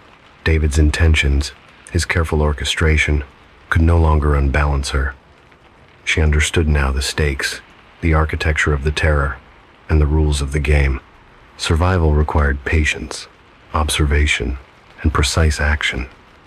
Fear was no longer merely something to endure. It was a tool she could wield. And so, Sarah sat in the dim light, the apartment alive around her, the shadows stretching, the silence waiting, and she waited too. She was ready. She would not let the claws dictate the outcome. She would confront it, confront him, and confront the truth hidden in the very air she breathed. Sarah's mornings had become rituals of caution. Each step in the apartment was measured, deliberate, an exercise in vigilance. The shadows seemed to curl more readily in the corners, the hum of the ventilation system now, a low, insistent drone that resonated with the pounding of her own heartbeat. She had learned the apartment's rhythms, or at least attempted to, tracing the subtle shifts in the floorboards, the faint creaks that heralded the movement of the pale figure, the barely perceptible whispers that brushed against the edges of her consciousness. Yet, for all her attentiveness, there was still the question that had been gnawing at her since she discovered the hidden claws. How exactly did David intend to trigger her heart? It began, as so many revelations do, with a small observation. The milk in the fridge, the container she poured into her cup each evening, always seemed to carry a slight scent, a faint tang she could not identify. It was subtle at first, so subtle she nearly dismissed it, but Sarah was nothing if not meticulous. She held the carton to her nose, inhaled cautiously, and immediately recognized the faint metallic undertone, a hint of chemical sharpness that made her stomach churn. Her hands trembled slightly, not from fear, but from the creeping realization that this was deliberate. She recalled the times her heart had skipped a beat, in the night the cold sweat, the tightness in her chest, the sense of panic that had seemed to have no origin. The pale figure had been a constant, yes, but what if the hallucinations were not entirely spontaneous? What if the fear, the stress, the very acceleration of her heart rate had been engineered? The thought settled over her like ice. David had not left anything to chance. Every detail, every delayed return home, every note of absence, every silent glance, all pointed toward one meticulously orchestrated goal. He intended to use her own body against her. Sarah sat at the kitchen table, her mind whirling with calculations. She took a small spoon, dipped it into her nightly milk, and tasted it cautiously. The tang was unmistakable, a bitter metallic note that made her stomach turn. She spat it discreetly into the sink, grimacing, but confirming her suspicion. The milk had been laced, altered to provoke hallucinations, to destabilize her mind, to exploit the vulnerabilities outlined in the hidden clause of the insurance policy. The cruelty of it struck her with a physical weight, the kind that made her knees weak. It was not just malice, it was precision, deliberate, clinical, designed to push her heart to the breaking point. Sarah's thoughts raced back to the hidden clause, to the precise language that had terrified her so deeply. Death by sudden cardiac arrest, induced by psychological distress. She realized with chilling clarity that David had understood her heart's fragility long before she ever moved into the apartment. Every late-night absence, every insistence that she remain calm or distracted, had been a setup, a series of triggers intended to provoke her cardiac response, to ensure that fear would do the work he could not. He had created a laboratory of terror, and she was both subject and specimen. But Sarah was not unprepared. She had spent the previous nights mapping the apartment, observing the pale figure, cataloging the whispers, noting the triggers that seemed to precede the hallucinations. She had begun to see patterns, the subtle creak of the floorboards, the flicker of shadows, even the timing of the lights, all choreographed to coincide with the moments the milk would be ingested, the moments fear would be at its peak. David's plan, no matter how meticulous, had predictable rhythms, and Sarah was determined to use them to her advantage. That night, she set up her observation. The milk remained untouched in the fridge, the carton marked discreetly, every utensil placed in its habitual position. She would not drink it, not yet. Instead, she positioned herself in the living room, notebook open, pen ready, documenting the subtle shifts in the apartment's ambient noises, the minor but deliberate movements of light and shadow. Every whisper, every flicker, every sensation was recorded, analyzed. The pale figure appeared again, a fleeting presence at the threshold of the kitchen. Sarah did not flinch. She watched, breath steady, heart controlled. The figure lingered, assessing her resolve, before dissolving into the darkness. Hours passed, the night stretching interminably. Sarah began to experiment subtly, moving objects in ways that might trigger a reaction from David's carefully constructed surveillance of her behavior. She adjusted the blinds slightly, left a chair in an unusual position, observed the reflections in the apartment's mirrors. Each micro-adjustment, each deviation from expectation, allowed her to see the boundaries of the manipulation he had imposed. The pale figure responded as anticipated, shifting with precision, confirming that the hallucinations were indeed chemically induced, timed with deliberate triggers. Her mind churned with strategies. She would have to anticipate his next move, counter it, and maintain control of her own heart while appearing vulnerable. Knowledge was her weapon now. The hidden claws, the poisoned milk, the subtle orchestration of terror. Everything David had created could be observed, understood, and exploited. She began to feel a growing sense of clarity amidst the chaos, a recognition that survival required both patience and cunning. At 2 a.m., the apartment fell into a heavy silence. The hum of the ventilation, the occasional groan of the floorboards, even the subtle vibrations of distant traffic faded into an oppressive quiet. Sarah moved cautiously to the kitchen, carefully lifting the milk carton, examining it again under the dim light. She noticed the faint residue at the lip of the container, traces of chemical that had not fully dissolved. Her stomach churned, but she smiled faintly, a cold, deliberate smile. She had confirmed the mechanism. She knew the nature of the poison, its effects, the timing, and its purpose. Sarah replaced the carton and retreated to the living room, where she began to assemble her plan.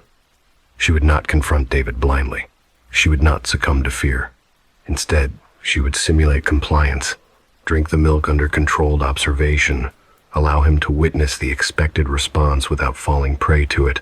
She would turn his trap into a stage, and she would be the one in control. Time stretched, each minute laden with anticipation. Sarah's senses were heightened. She could hear the subtle creaks of her own breathing, the faintest shift in the apartment's ambient hum, the barely perceptible flicker of the lights. She rehearsed her responses, visualized every scenario David might orchestrate, mapped the contours of the apartment and the timing of his expected intrusion. Every hallucination, every whispered taunt of the pale figure was catalogued and noted. She was no longer merely surviving. She was preparing, calculating, readying herself to turn the cruel reality of David's plan against him. By the early hours of dawn, a rigid calm had settled over Sarah. She knew the sequence. Now the milk, the hallucinatory triggers, the anticipated panic. Each element was predictable, and within predictability lay power. The apartment no longer felt like a cage, but a stage on which she would act with precision.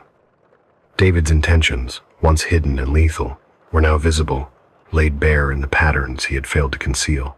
Sarah paused to breathe, feeling the weight of understanding settle deep within her chest. The cruel reality of the hidden claws, the deliberate chemical manipulation, and the orchestration of her terror had been unveiled. She was no longer merely a victim of circumstance. She was an active participant in the unfolding drama. She had knowledge, preparation, and resolve the tools she would need to confront him, survive the night, and reclaim control of her life. The pale figure appeared one final time before the first light of dawn, a silent observer at the edge of her awareness. Sarah met the gaze, unwavering, calm. She had seen the mechanisms, understood the design, and recognized the full scope of David's cruelty. The figure lingered for a moment, as though acknowledging the shift in power, before fading with the approaching light. Sarah exhaled slowly, the first true breath of understanding she had taken in weeks.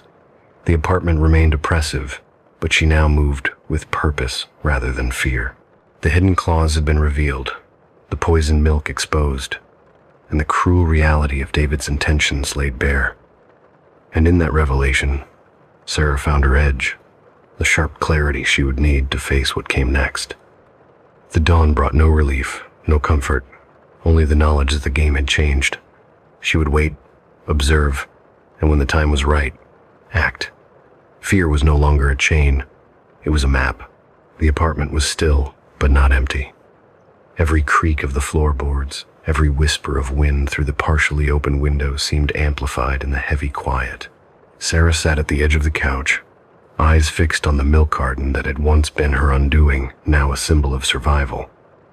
Dawn's pale light had seeped through the blinds, painting stripes across the floor, but it brought no comfort, only a cold analytical clarity. She had prepared. Every hallucination, every chemical trigger, every subtle orchestration David had constructed was accounted for. Her body was tense but controlled, her mind a map of anticipation.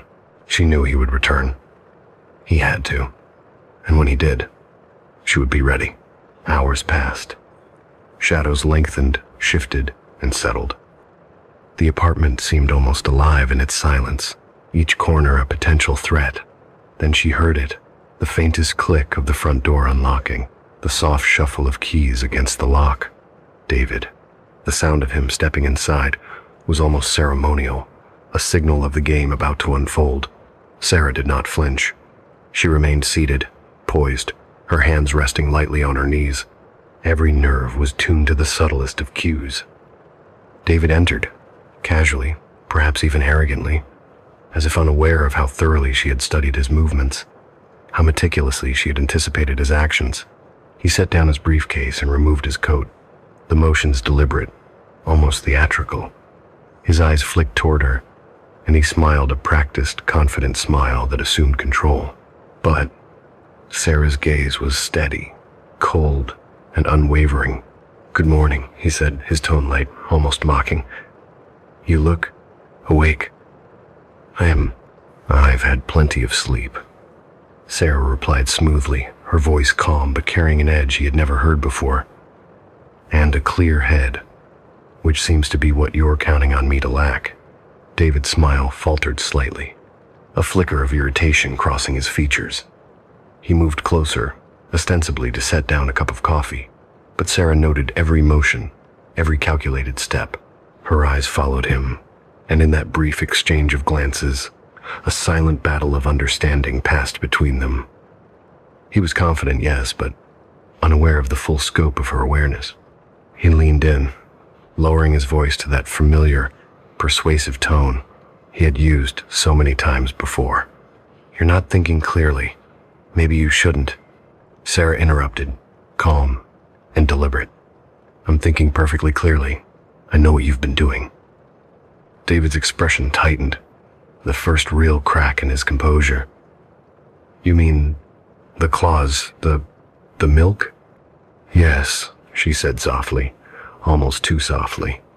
"Every detail. Every step. I've tracked it, cataloged it, understood it." For a moment, David hesitated, as if weighing the weight of her words. Then, without warning, he lunged forward, hands aiming for her throat. The movement sudden, violent, but not blind. Sarah's body reacted instantly, trained and alert, every step of the plan rehearsed in her mind. She leaned back, avoiding his grasp by mere inches, and twisted, positioning herself to deliver the first strike. Her hand found the small, heavy figurine she had kept nearby, a weighted talisman of memory and intent. David's momentum carried him forward, his hands brushing past her shoulders, and she swung the object with precision. The figurine connected with the back of his head in a dull, metallic clang. He stumbled, a grunt escaping his throat, but did not fall. His eyes, wide with shock and disbelief, met hers, and for the first time, he saw the calculation, the resolve in her gaze. Sarah didn't wait. She followed the momentum, keeping her balance and distance, striking again. This time he faltered, stumbling into a chair that tipped over beneath him. He tried to regain composure, lunging once more, but every movement he made had been anticipated. Every angle, every trajectory had been rehearsed in her mind, a silent choreography of survival and precision. "You think fear controls me?" she said, voice steady, almost whispering. "But I've learned the rules of your game. And now, you play by mine." David's breaths came in short, ragged gasps, and his confidence had evaporated. He had underestimated her, the meticulous observation, the calm reasoning, the hours spent dissecting every detail of his plan. And now, faced with the culmination of his own design, he was caught, trapped in a strategy of his own making. Sarah moved deliberately toward the kitchen. She reached for the milk carton, tipped it slightly, allowing the faint metallic residue to glint in the early light. David's eyes followed, and she knew he understood that she had not been poisoned. That was the illusion that had kept him confident. She had feigned ignorance, allowed him to believe in her vulnerability, and now the facade was broken. You were pretending?" He stammered, disbelief coloring his words. "I had to," she said quietly. "Every move, every hallucination, every scare, it was all part of my preparation, and now it ends." David lunged again, desperation driving his movements, but Sarah was faster, anticipating the trajectory, the angle, the force. She dodged, ducked, and struck with the figurine once more, this time connecting with the temple. His body went slack, crumpling to the floor with a wet, heavy thud. He was not dead, but unconscious, incapacitated by the precision of her strikes. Sarah knelt beside him, observing his ragged breathing, the shallow rise and fall of his chest. She did not gloat. There was no satisfaction in violence itself. The triumph lay in understanding, in control, in survival. She had dismantled the mechanism of fear he had meticulously assembled, and in doing so, reclaimed her own body and mind. She moved to the counter and retrieved the vial of neurotoxin, examining it under the faint morning light. It was small, unassuming, yet it had been the instrument of so much terror. She considered her options, the choices available, and the consequences of each. Ultimately, she decided to preserve it as evidence, not for the authorities, not for revenge, but as a testament to what she had endured, a tangible marker of the cruelty she had survived. Sarah arranged the apartment carefully, resetting the space as if nothing had occurred. The blinds were drawn to a precise angle, the couch and chairs returned to their previous positions, and the faint traces of struggle were minimized. It was not about erasing the past. It was about demonstrating control over it, asserting her dominance over space that had once sought to dominate her. When David stirred, groaning softly, Sarah was already seated across from him, calm, composed. She watched him with a steady, unwavering gaze. His eyes darted around the room, taking in the rearranged furniture, the careful positioning, the evidence of her strategic advantage. He realized, perhaps too late, that the carefully orchestrated terror he had designed had been entirely subverted. He began weakly, voice rasping. "You survived. I adapted," she said simply. "And now you will learn that fear does not belong to you. It belongs to whoever controls it. And tonight, that is me." He tried to speak again, but no words formed. His lips moved, but his voice was gone, lost beneath the weight of comprehension and defeat. Sarah rose slowly, stepping around him with deliberate precision.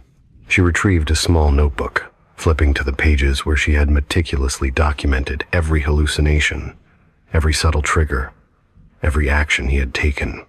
It was a record of his cruelty, his meticulous planning, and her unwavering resilience. As she watched him, restrained by his own exhaustion and the force of her strategy, Sarah felt no triumph in the violence itself, only clarity. She had confronted the cruel reality of his intentions, turned the tables, and asserted her presence as a force neither to be manipulated nor destroyed. The apartment, once a chamber of terror, was now a stage of survival. The pale figure that had haunted her appeared at the edge of perception, lingering briefly before fading with the rising Sunday. Its presence was silent, acknowledgement, a witness to the reclamation of power and the dismantling of an elaborate nightmare. Sarah exhaled slowly, her pulse steady, her mind clear. The game was not over, not entirely, but the immediate threat had been neutralized.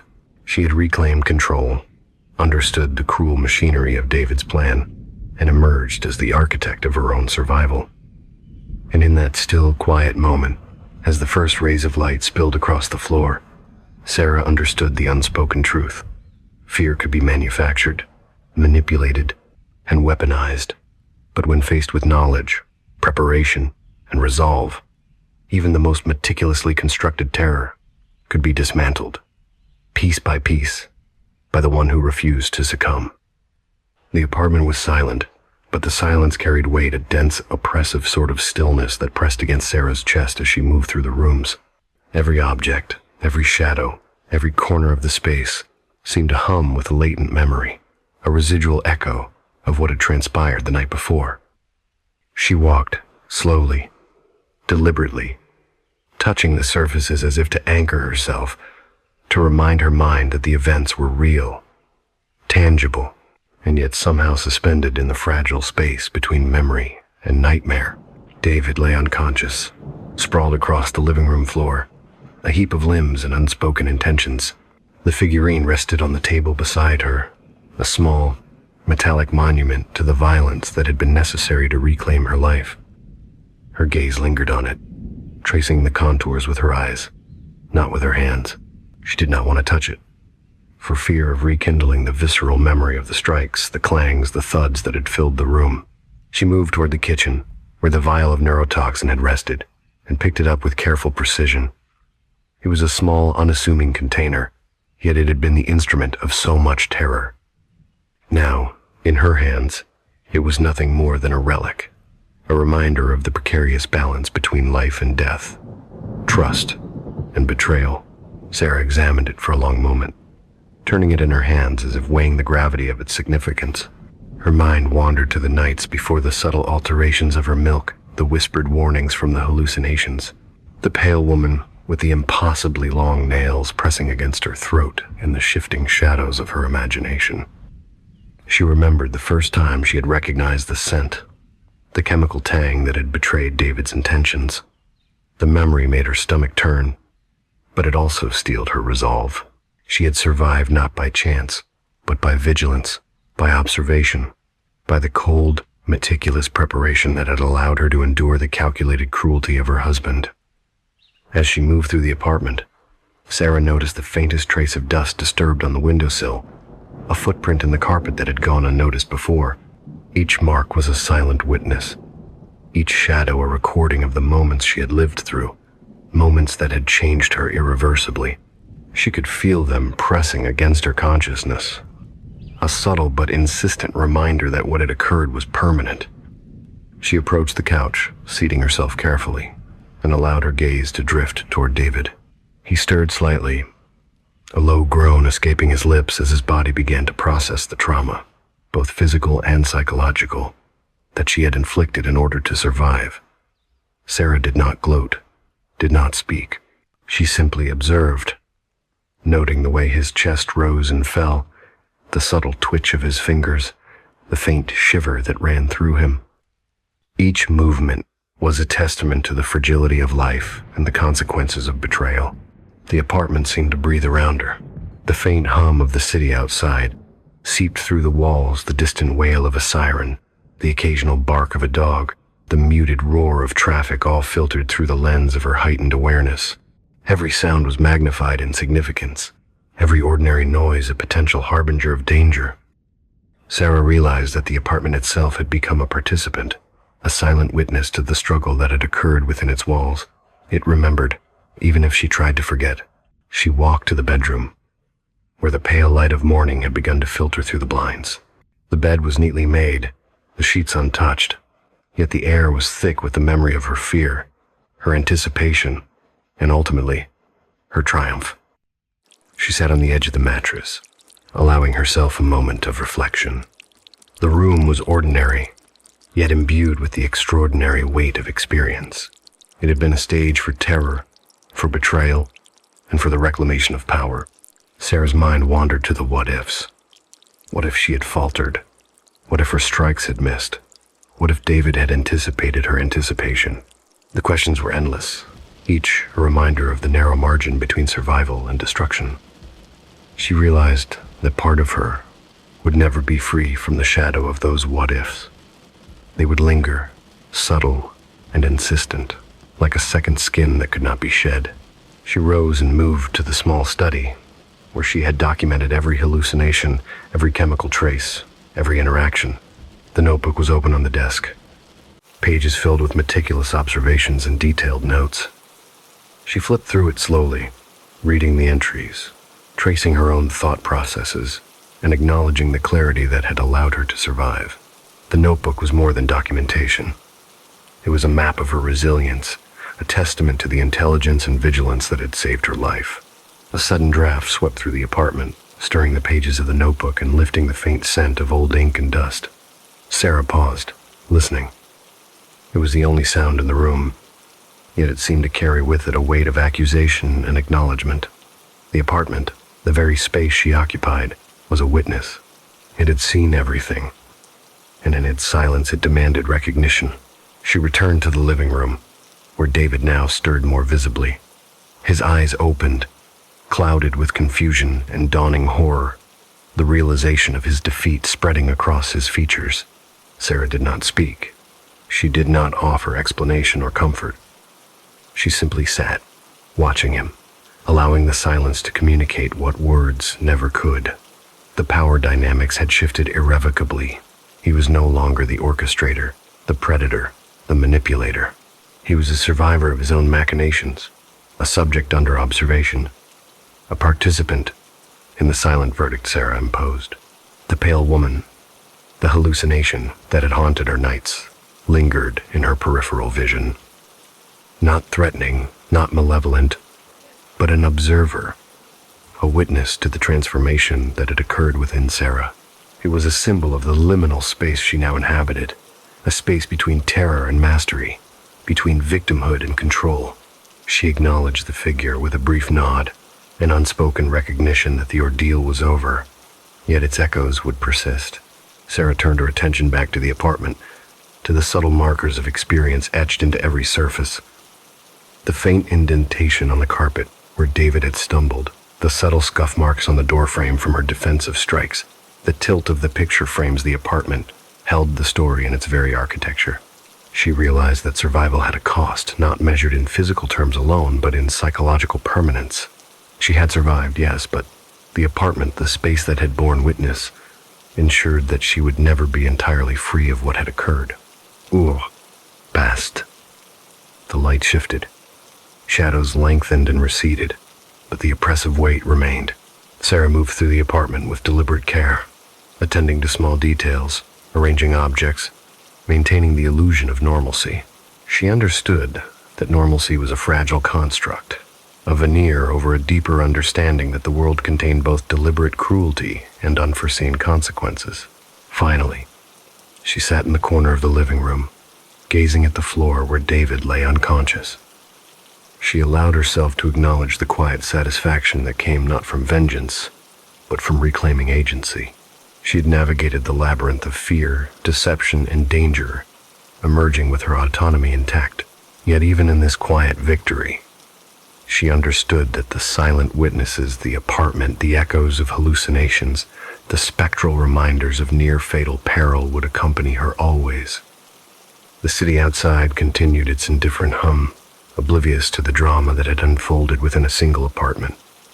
But inside, the story remained alive in every wall, every shadow, every object. Sarah was no longer simply a participant in life. She was a survivor, a strategist, a silent arbiter of control. The events would not define her entirely, but they had sculpted the contours of her awareness, sharpened her instincts, and left her attuned to the subtle nuances of fear and manipulation. And so she remained, a silent witness among other silent witnesses. The apartment watched, the shadows watched, and Sarah, too, watched, ever vigilant, ever aware, ever prepared. In the quiet aftermath, she understood a fundamental truth. Survival was not merely the avoidance of death, but the reclamation of power in a world that would always test the boundaries of trust, fear, and resilience.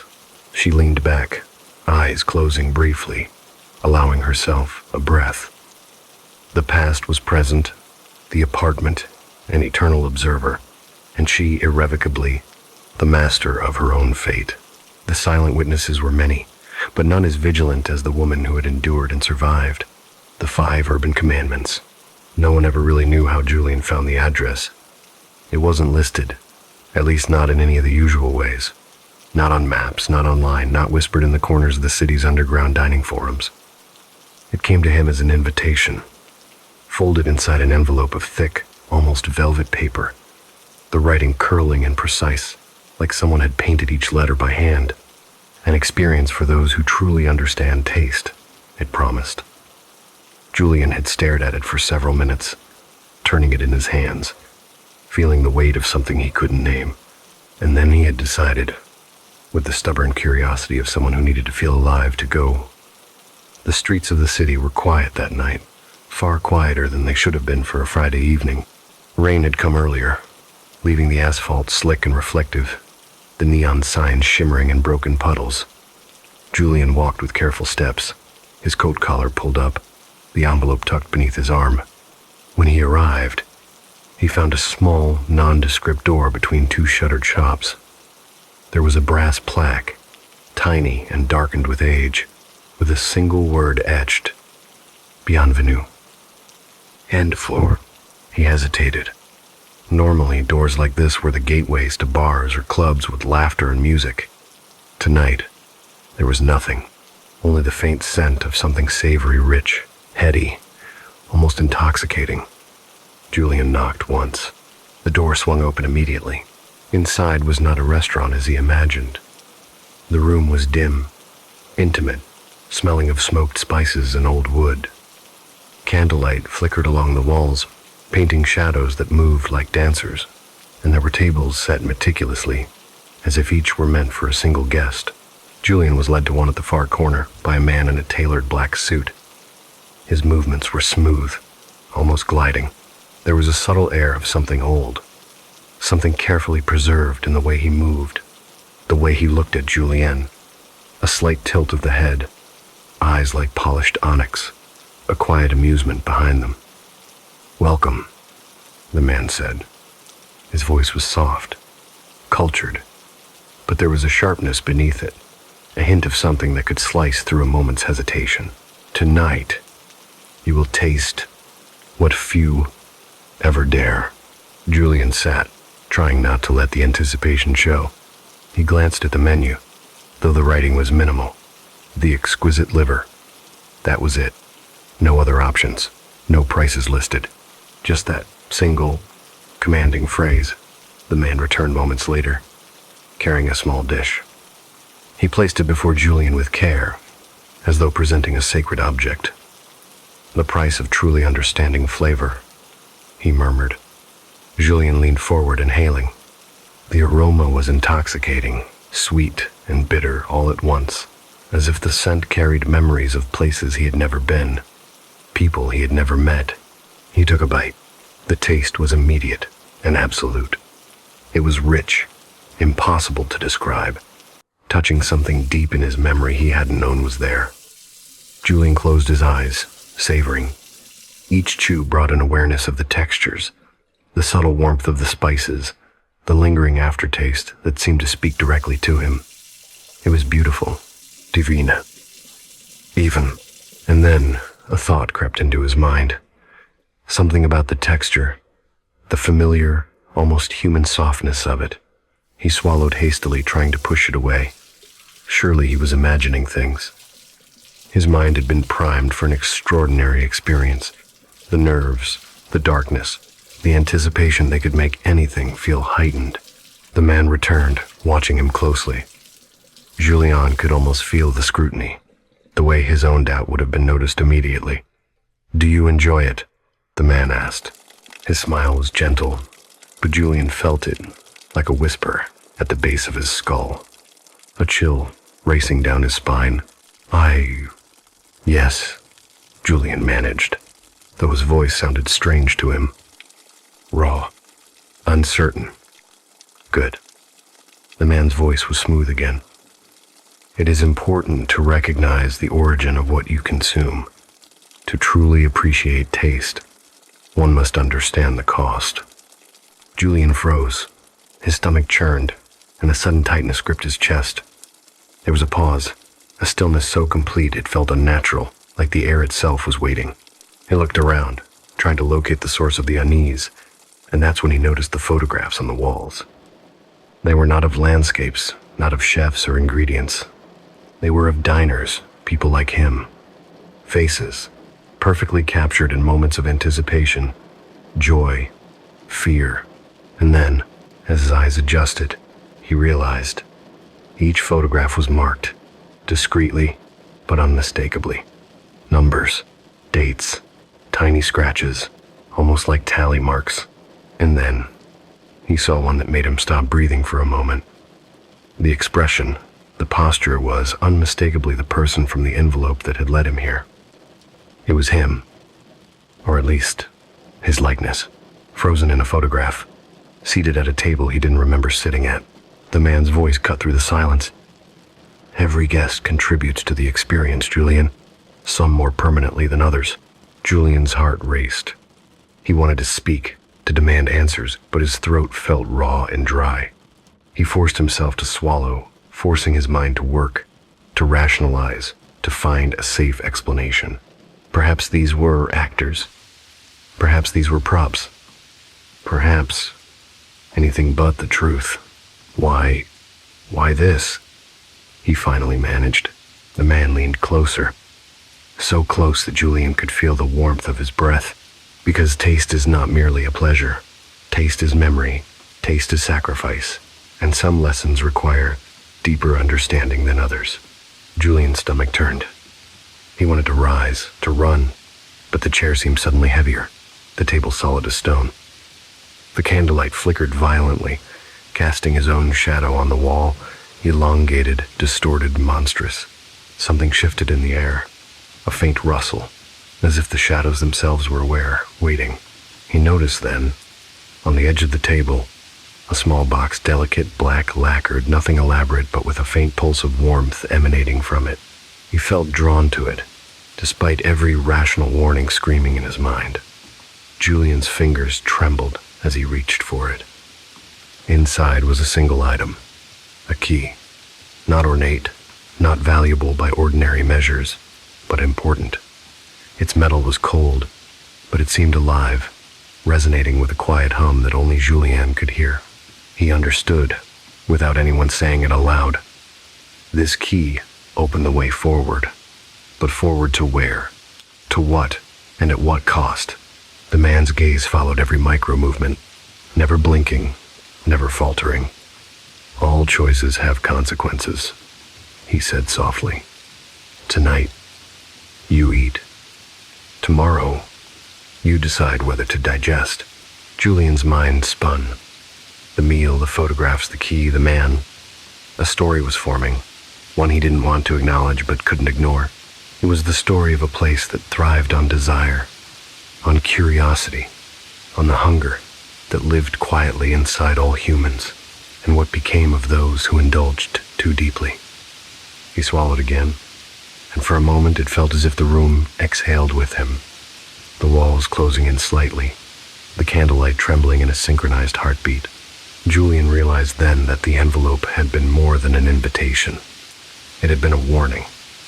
Every sensory detail, every calculated gesture had been orchestrated to lead him here, to test him, to see if he was worthy or expendable.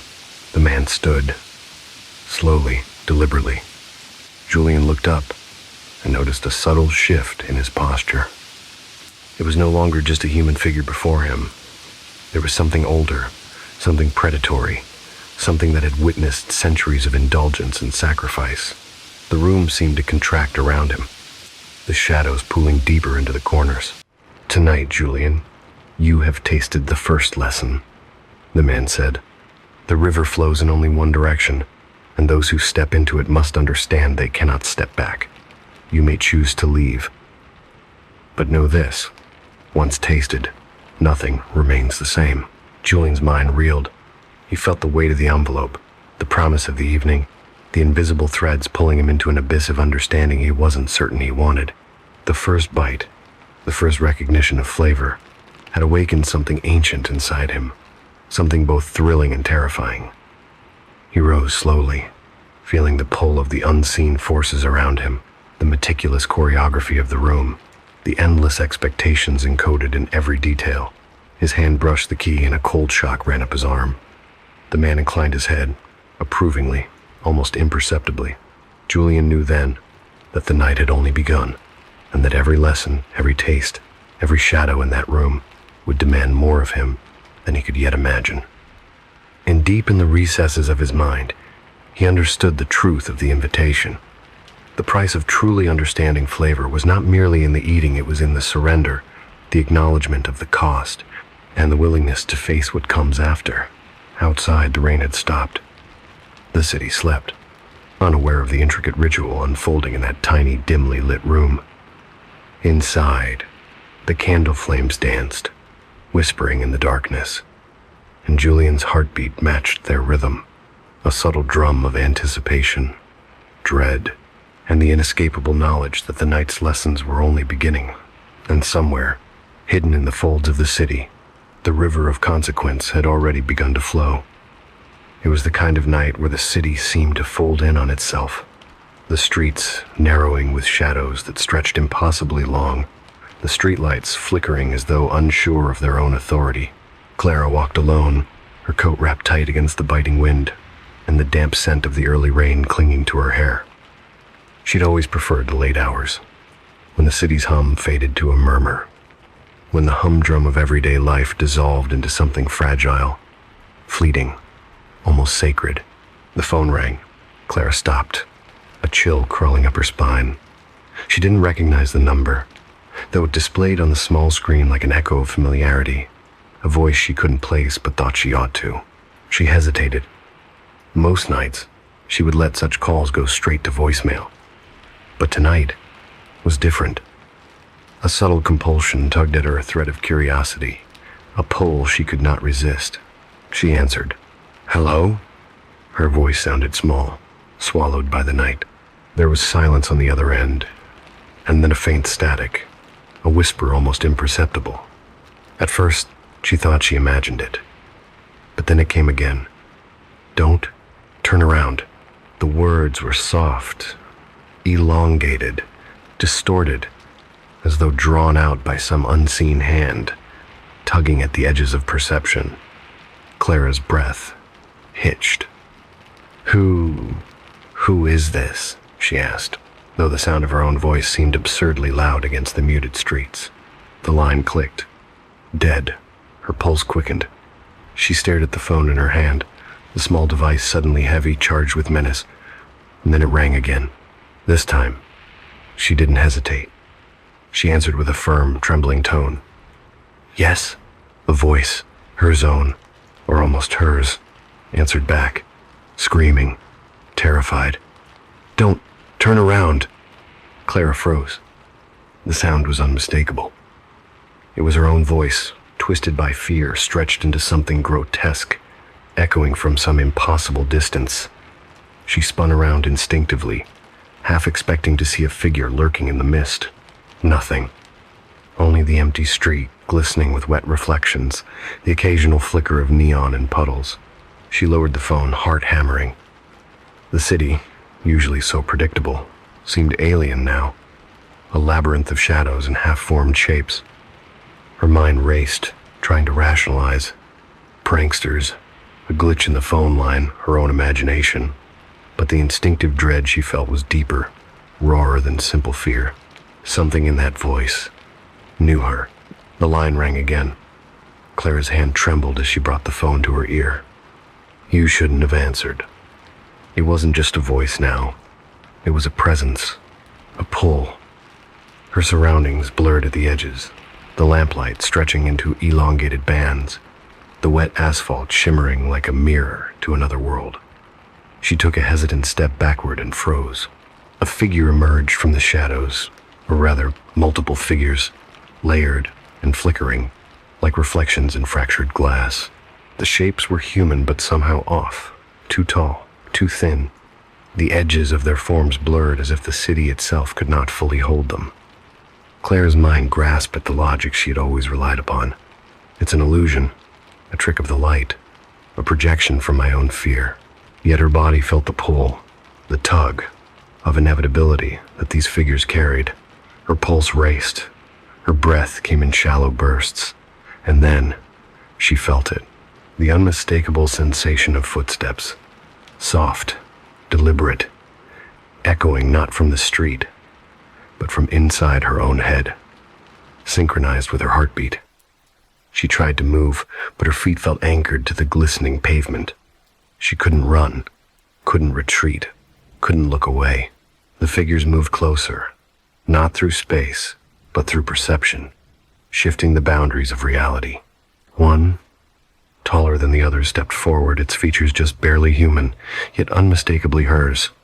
The mouth, the eyes, the very posture. It opened its mouth and whispered, "You are next." And a scream formed in her throat, but the echo of her own voice from the phone swallowed it, repeating, distorting, "You are next. You are next. You are next." Her phone buzzed violently in her hand, shaking as though alive. She let it fall, and it hit the ground with a thud that seemed impossibly loud, resonating like a bell through the empty streets. When she looked down, the screen was cracked, and a single new message glowed faintly. "Do you remember the line?" Clara staggered backward against the empty sidewalk, pressing her hands to her temples. The wind seemed to pick up, curling around her in small tornadoes of mist and debris. She felt drawn toward the nearest alley, the shadowed passage narrowing, the walls slick with condensation. Something compelled her forward, even as terror clawed at her chest. As she entered the alley, the whispers intensified. Multiple voices, overlapping, each one familiar, each one a reflection of herself. "Don't. Turn around. You know what comes next. The line. The line." She stumbled, nearly falling, and pressed herself against the cold brick wall. She could see them now, fleetingly, reflections in the puddles, figures walking toward her, their feet not touching the wet asphalt, their faces blurred, shifting. And then, one face crystallized. Herself, but older, worn, eyes hollow with fear, lips moving in silent incantation. The voice from the phone, her own, cried again, insistent. The line, don't break it." Her mind fought, rationality clawing for dominance. The line? What line? What is it? And then she remembered. As a child, her grandmother had warned her about old city legends. "There are lines, Clara," she would say, voice trembling. "In the streets, in the air, in the spaces you think are empty. Step over them, and the city notices. Step wrong, and the city remembers." The memory hit her like a cold splash of water. Every choice she had made, every street she had crossed that night, she had unknowingly stepped over something. A threshold, invisible, yet profoundly consequential. The figures advanced, still flickering, and now their whispers merged into a single, elongated sentence, a mantra that wrapped around her consciousness. Retrace the steps, respect the line, or become what follows. She dropped to her knees, hands tracing the puddle-drenched pavement, trying to visualize her steps backward, trying to imagine a line she could follow, a boundary she could respect. The city seemed to resist, the walls narrowing, the shadows deepening. The wind whispered across her skin like icy fingers, and for a moment, she could hear her own heartbeat echoing, amplified tenfold. And then a door, barely noticeable, tucked into the brickwork of the alley. A faint glow emanated from the cracks, warm and inviting, yet undeniably unnatural. She crawled toward it, compelled, terrified, and slipped inside. The room beyond was small, empty except for a chair and a single mirror on the far wall. She sank into the chair, gasping for breath. And there, reflected in the mirror, was not her face but many faces. Faces of herself at every moment she had crossed the invisible line. Every step she had taken since leaving home. Every moment of hesitation, fear, and curiosity. A voice, her voice, but older, deeper, emanated from somewhere just beyond the mirror. Do you understand now? The line is not just in the street. It is in you, in your choices, in your hesitation, your curiosity, your fear. Break it, and the city will claim you.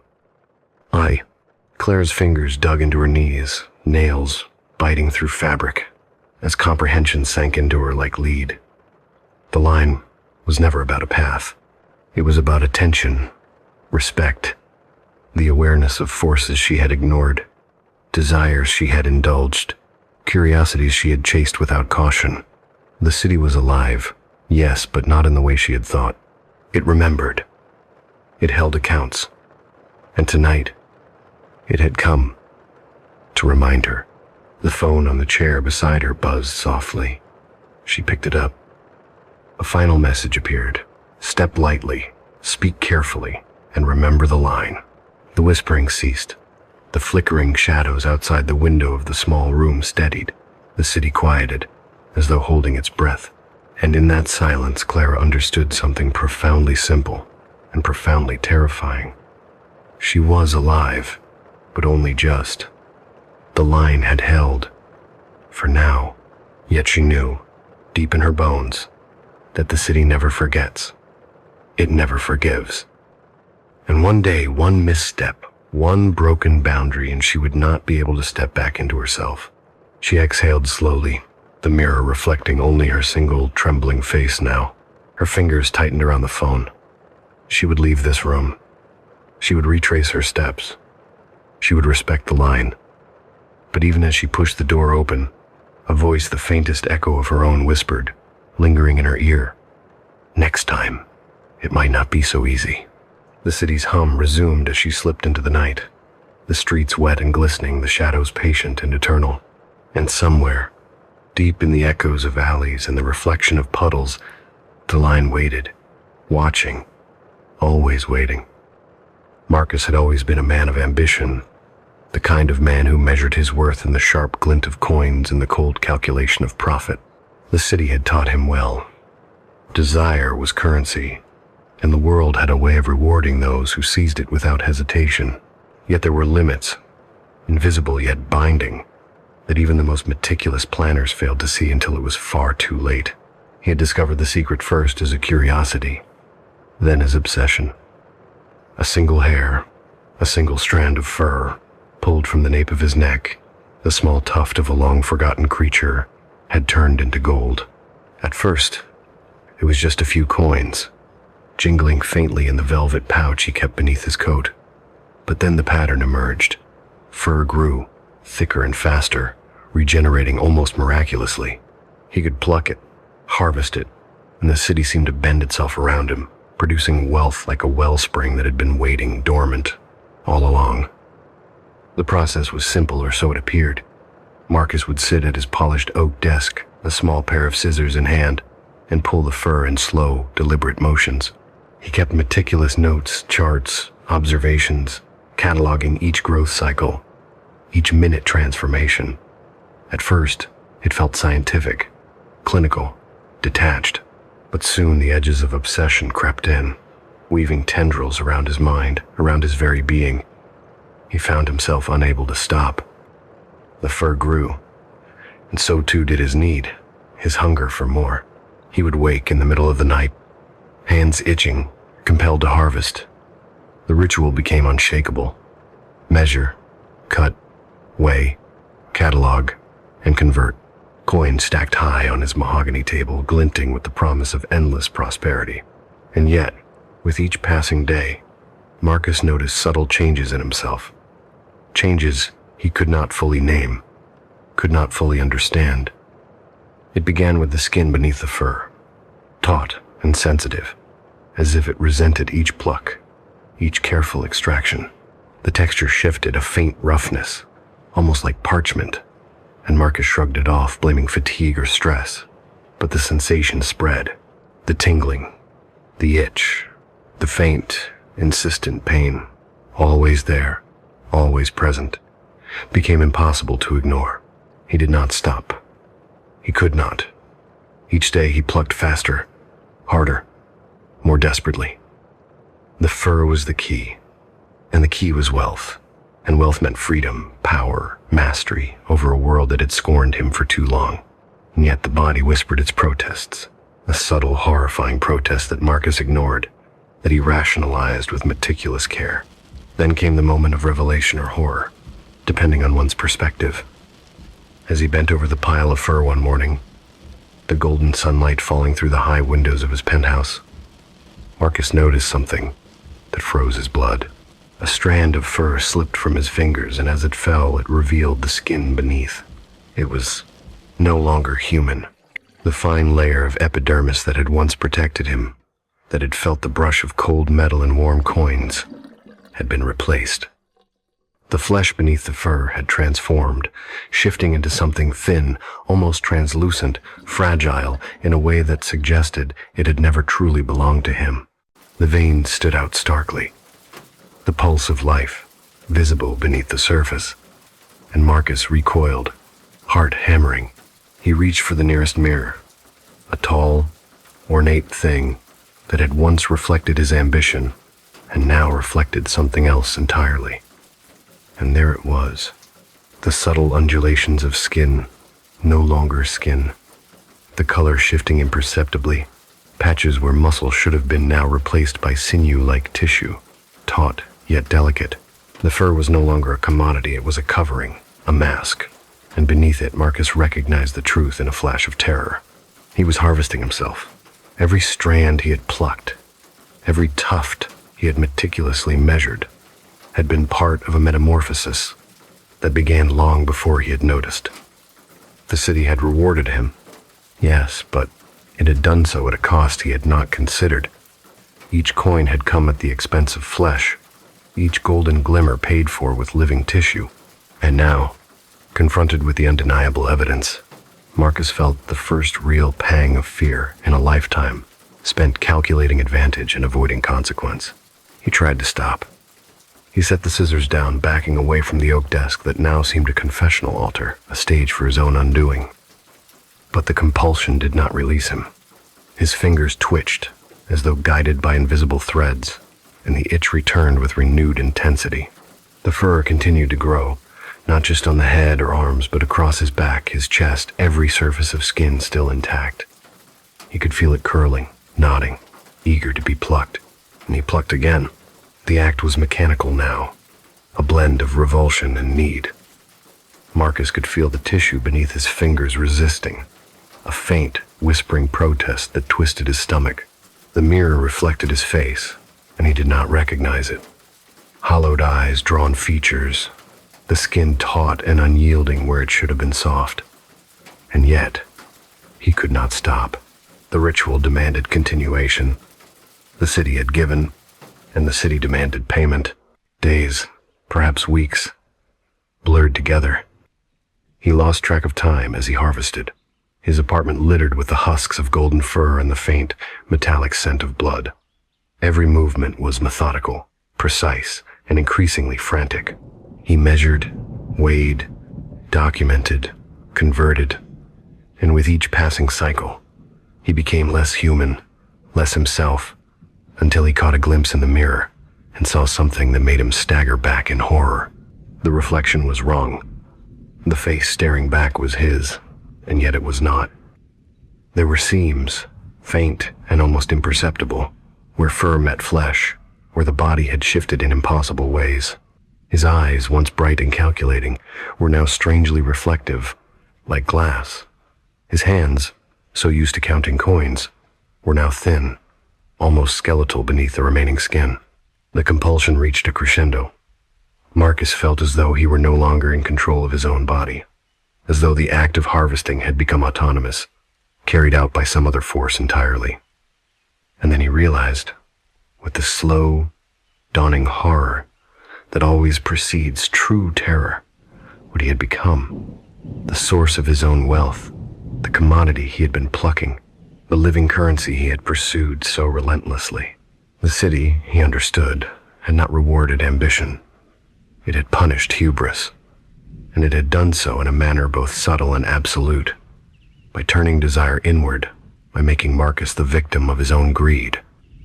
He tried to scream, but the sound that emerged was faint, strangled, barely human. And in that moment he understood fully. Wealth had a price, and he had paid it in full.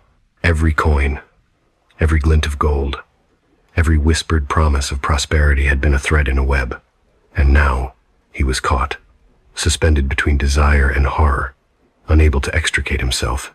As the light from the penthouse window shifted with the rising sun, Marcus sank to the floor. The golden fur lay in tangled heaps around him, like the remnants of a dream too vivid to forget, too grotesque to endure. He could feel the pulse beneath the fur, a slow, insistent rhythm that reminded him, cruelly, that he was alive but not truly human. Not anymore. He closed his eyes, and the city whispered. Not with voices, but with sensation, with pressure and presence.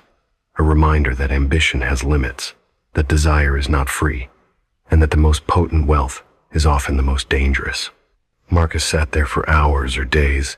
He could not tell, his hands moving absent-mindedly, plucking, counting, documenting, until even the compulsion dulled, leaving only the hollow awareness of what he had become. The golden glint of coins no longer mattered. The reflection in the mirror no longer reassured. He was a curator of his own decay, a collector of himself, and the city watched, patient, eternal, unyielding. When finally he rose, it was not with triumph, but with the hollow, inevitable resignation of one who knows the cost of greed. The apartment, once a temple of ambition, was now a chamber of reckoning. The fur, the coins, the mirrors, they were all witnesses to the transformation, reminders that no power comes without consequence, that no wealth is truly free. Marcus understood, at last, that he had harvested not just fur but fate itself. And the city, in its silent, infinite patience, had exacted its price. Simon had never considered himself a man of illusions. He was practical, careful, the sort who kept ledgers for his moods as much as his money, who scheduled emotions with the precision of a clockmaker. Yet, in the sprawling anonymity of the city, with its relentless hum and its flickering neon reflections, he found that even the most meticulous planner could be caught unawares. And Simon, as it turned out, would pay the highest price for underestimating what he could not see, the laughter that shadowed him. It had begun innocuously, a light chuckle here, a soft ripple of mirth that seemed to emanate from nowhere yet followed him everywhere. In offices, it would echo faintly from the corner of a conference room. On the subway, it would mingle with the hiss of brakes and the scrape of wheels. Always faint, always teasing, never quite present enough to be pinned down. Simon tried to ignore it. He convinced himself it was stress, fatigue, the city's endless theater of sound playing tricks on a tired mind. Yet the laughter was persistent, patient, unyielding. It did not just exist, it stalked. And as time went on, Simon became acutely aware of its rhythm, the cadence perfectly aligned with his own heartbeat, as if it were marking him, cataloging him, reminding him of some debt he could not yet comprehend. The first real warning came at the park. Simon had been jogging along the deserted path at dawn, the fog curling around the lampposts in ghostly spirals, and he heard it clearly for the first time. The mocking, high-pitched giggle that seemed almost human but not. It danced along the edges of perception, slipping into the hollows of his skull. He stopped, chest heaving, scanning the misted trees, the wet leaves, the empty benches. Nothing. But when he reached home, the laughter was in his apartment. It had a presence now, almost tactile, like silk brushing against bare skin. His reflection in the mirror betrayed no clue, yet he felt observed, catalogued, weighed, and judged. That night, sleep refused him entirely. He tried counting sheep, reading poetry, listening to music, anything to drown it out, but the laughter persisted, rising and falling like a tide he could not escape.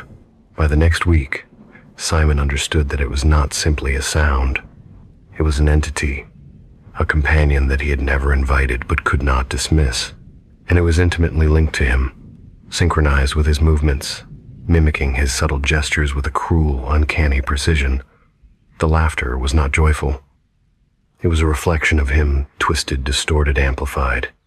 It was his own joy, corrupted and mocking, bound to his shadow. In desperation, he sought guidance from a man rumored to deal with strange occurrences, a hermit of sorts who lived in a narrow building at the edge of the district. The hermit listened in silence, nodding slowly, his face a landscape of wrinkles and patience. "You wish to rid yourself of laughter," the hermit said, his voice brittle but precise, like the snapping of dried twigs. "But it is not laughter that follows you. It is the echo of your own capacity for joy, bound to the spaces you occupy, the energy you expend, and the choices you make. You cannot remove it without consequence." Simon did not believe him. He wanted a solution, a potion, a talisman, anything that would make it stop. The hermit handed him a vial, a small glass bottle filled with a viscous liquid that seemed to absorb the light around it. "Drink," the hermit instructed, "and the shadow will be gone." It seemed simple. A single sip, a small gesture, and liberation. Simon hesitated only for a moment before tipping the liquid into his mouth. It was bitter, metallic, the tang of iron and rust, and it burned as it slid down his throat. The room shivered, or perhaps he did, and then silence. No laughter. None. Relief washed over him in waves, and he allowed himself to breathe finally, unburdened. He left the vial on the windowsill as a precaution and went about his day, enjoying a freedom that felt almost alien. But by nightfall, he realized what he had done. The laughter was gone, yes, but so was something else. The warmth, the lightness, the capacity for even a small amusement vanished. When he looked in the mirror, he saw not himself but a hollowed approximation. His eyes were dim, the subtle lines of expression flattened, his lips rigid. The shadow that had once echoed his joy had been excised, but in doing so, it had carried away his own ability to experience it. Simon wandered the city in a fog of neutrality. Conversations, once stimulating, now felt flat. Music sounded like hollow notes bouncing in a metal tube. The smell of baking bread, the color of autumn leaves, the fleeting brush of wind against his skin. Nothing provoked response. He was a man preserved in a form of stasis, alive but emotionally anesthetized. The laughter, the shadow, had been a cruel tutor, teaching him the value of emotion through reflection, and in removing it, he had removed the lesson's essence. Days turned to weeks. Simon realized that people began to avoid him, not openly, but subtly. Friends, co-workers, even strangers gave a wide berth, their expressions polite but blank. They sensed, perhaps subconsciously, the absence in him. The city, vibrant and chaotic, had no resonance with someone who could no longer feel its rhythm. He was a ghost among the living, a vessel emptied of the very laughter he had so desperately tried to escape.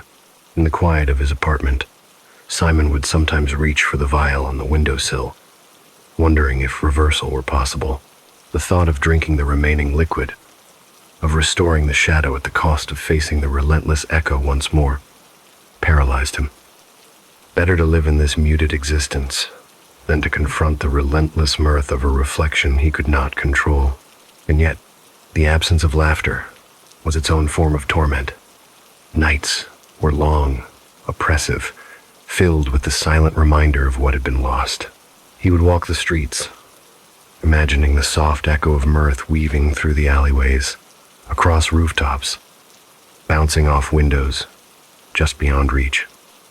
He would smile, and immediately recognize the futility. There was nothing to respond, nothing to share.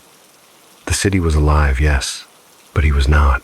The final realization came quietly, without fanfare or dramatic revelation. Simon understood that some shadows are not meant to be removed, that some laughter is not meant to be silenced. It exists as a mirror, a warning, a tether between the self and the world. In attempting to sever it, he had severed himself from life's subtle pulse.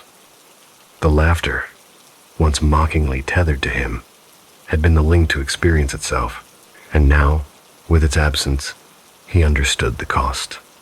He could no longer participate in the joy or sorrow of the city, only observe, endlessly, silently, in a muted echo of existence. Simon's apartment grew colder, quieter. The city beyond the windows pulsed with vitality he could no longer feel. He would go to bed each night, lying awake, listening to the muffled sounds of life, the distant laughter of children, the sporadic honk of taxis, the faint drone of music from apartment windows, and he would envy it and fear it and grieve its unattainable presence. He had removed the shadow. He had silenced the laughter, and in doing so, he had become the quiet witness to a life he could no longer truly live. Simon had won, in the most literal sense, but lost everything that gave victory meaning. The city thrived, indifferent, as it always did, and he remained, a man hollowed by ambition, robbed of delight, a cautionary tale whispered in the alleys and the high-rises for those who dare attempt to cheat the subtle debts that bind one to life. The mahjong tiles clicked against the lacquered table in the cramped apartment, each tap resonating in the dim room like a miniature gavel. Outside, the city's neon reflected off rain-slicked streets, fractured and distorted. Inside, 4 women sat in silence for a moment, letting the sound of the tiles fill the space. Their eyes, tired and heavy from hours of play, did not blink. Their expressions were flat, serene, and terrifyingly knowing. It had begun as a typical Friday night ritual. Drinks, cigarettes, laughter. Something to distract from the monotony of office cubicles and the faint sting of unfulfilled lives. But as the tiles were shuffled, the air thickened. Conversation stuttered and died, replaced by a strange, heavy silence. Then one of them, May, reached for her phone to send a snapshot of the table to her husband, and that was when the first tile fell differently than expected. Not by accident, but intentionally, like fate tipping its hand. The others noticed, a subtle shift in the rhythm of their game. May glanced at the photo on her screen and froze.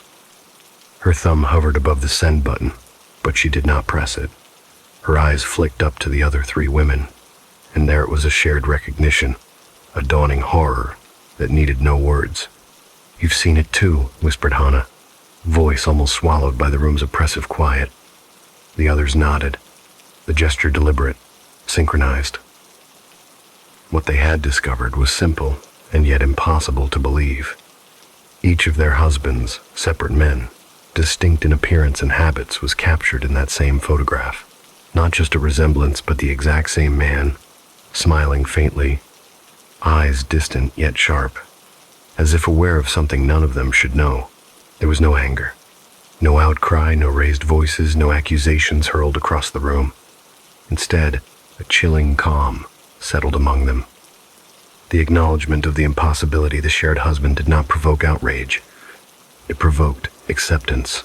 They had known their partners. They had lived with them for years, but the photograph betrayed a reality that transcended the mundane. The men were mirrors of one another, yet separate, tethered by some unseen, unnatural thread. Perhaps it was genetics, coincidence, a cosmic joke.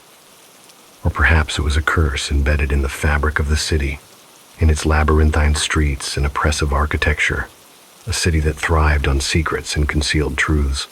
As the evening stretched on, the women played in near silence, each movement deliberate, each glance calculated. The tiles became symbols rather than game pieces. East wind, south wind, red dragon, white dragon, icons of a truth too heavy to name. Their husbands, oblivious to the discovery, existed in parallel lives, unaware of the network of watches and witnesses surrounding them. The tension was not born of fear. Fear had no place here. What lingered was a meticulous, almost reverent understanding of their situation. They did not compete. They did not conspire. They merely observed, cataloging the impossibility, each woman contributing to a collective consciousness that grew more intricate with every turn of the tile. And then the air changed. A faint vibration, almost imperceptible, hummed through the apartment, It resonated through the floorboards, through the walls, into the marrow of their bones. It was not a sound of the city, but a sound beneath it. Beneath everything familiar, the pulse of something ancient, indifferent, watching. One of the women, Lynn, laid down her tiles and spoke. Her voice, calm but resonant. It doesn't matter that we understand. It doesn't matter that we see it. We are bound to this. As surely as the city breathes and consumes. The others did not contradict her. Their hands moved over the tiles with precision, the rhythm hypnotic. Their eyes remained fixed on the pattern, reading into it, tracing lines that only they could see. Every tile placement was a thread in a tapestry of understanding too complex for the ordinary mind. Hours passed, though time felt suspended. Outside, the rain intensified, drumming against windows, cascading down fire escapes, pooling in gutters. Inside, the city's lights reflected off the polished tiles, fracturing into shards that danced across the women's faces. And still, they played, unhurried, patient, deliberate. In the quietest moments, when the room seemed to hold its breath, a shadow would flicker across the table. It was not physical, not a trick of the light. It was the presence of the shared husband, the echo of a man who existed simultaneously in 4 lives, tethered invisibly to each woman. His existence was a question, a puzzle, a riddle, without answer. And yet, he was there, present in the patterns, in the tilts of the tiles, in the collective awareness that pulsed between the 4 women. No one left the apartment. No one spoke beyond the necessary words to acknowledge a tile or signal a turn. Their meals were cold. Their drinks sat untouched. Yet they did not hunger. The knowledge itself was sustenance, filling the spaces between their ribs, anchoring them to the room and to one another. Eventually, the final hand came to an end. The tiles lay arranged in a pattern that none could name, yet all recognized. The 4 women leaned back, eyes meeting, and the acknowledgement passed silently between them. The game was not about winning. It had never been about winning. It had been about understanding, about seeing, about surviving the knowledge that had been thrust upon them. And outside, the city moved on, oblivious. Cars honked, neon lights flickered, rain drummed relentlessly on the asphalt. Inside the apartment, the 4 women sat, staring at the table, knowing they were part of a truth that defied explanation. Their husbands remained in their separate lives, unaware of the intricate web they were woven into. The women understood that revelation was both burden and gift, that acceptance was survival. By the time dawn broke, the city was drenched in gray. Light diffused through heavy clouds. The women finally rose, stretching stiff limbs, and moved to the windows. They looked down at the streets, empty but for the occasional figure hurrying to work, faces hidden beneath umbrellas. They did not speak. Their silence was profound, filled with layers of comprehension. And in that silence, there was peace. A terrible, magnificent, consuming peace. They had uncovered a truth, beyond fear, beyond anger, beyond grief. They had faced impossibility and survived not by fighting it, not by understanding it, but by accepting it. The shared husband remained unseen, unknowable, a constant thread binding them to a reality no one else could touch. And the women, alone, yet together, carried that knowledge quietly, intimately, like a sacred flame in the darkness of a city that could never comprehend them. It was not a happy ending. It was not even an ending. It was survival, distilled to its purest form, an acknowledgement of the impossible, a coexistence with the inexplicable, a testament to the quiet endurance of those who bear truths the world cannot face. And as the first weak rays of sun filtered through the rain-soaked windows, no, not Simon. It was another man entirely, yet the echo lingered, would continue his day unaware. He, like the husbands before him, would live in blissful ignorance. The 4 women remained, witnesses to a pattern that would never unravel, bearers of knowledge no one could ever understand, guardians of a truth as silent and eternal as the city itself. The tiles sat, unmoved, on the table, each one a marker of observation, each one a testament to a reality too strange to name.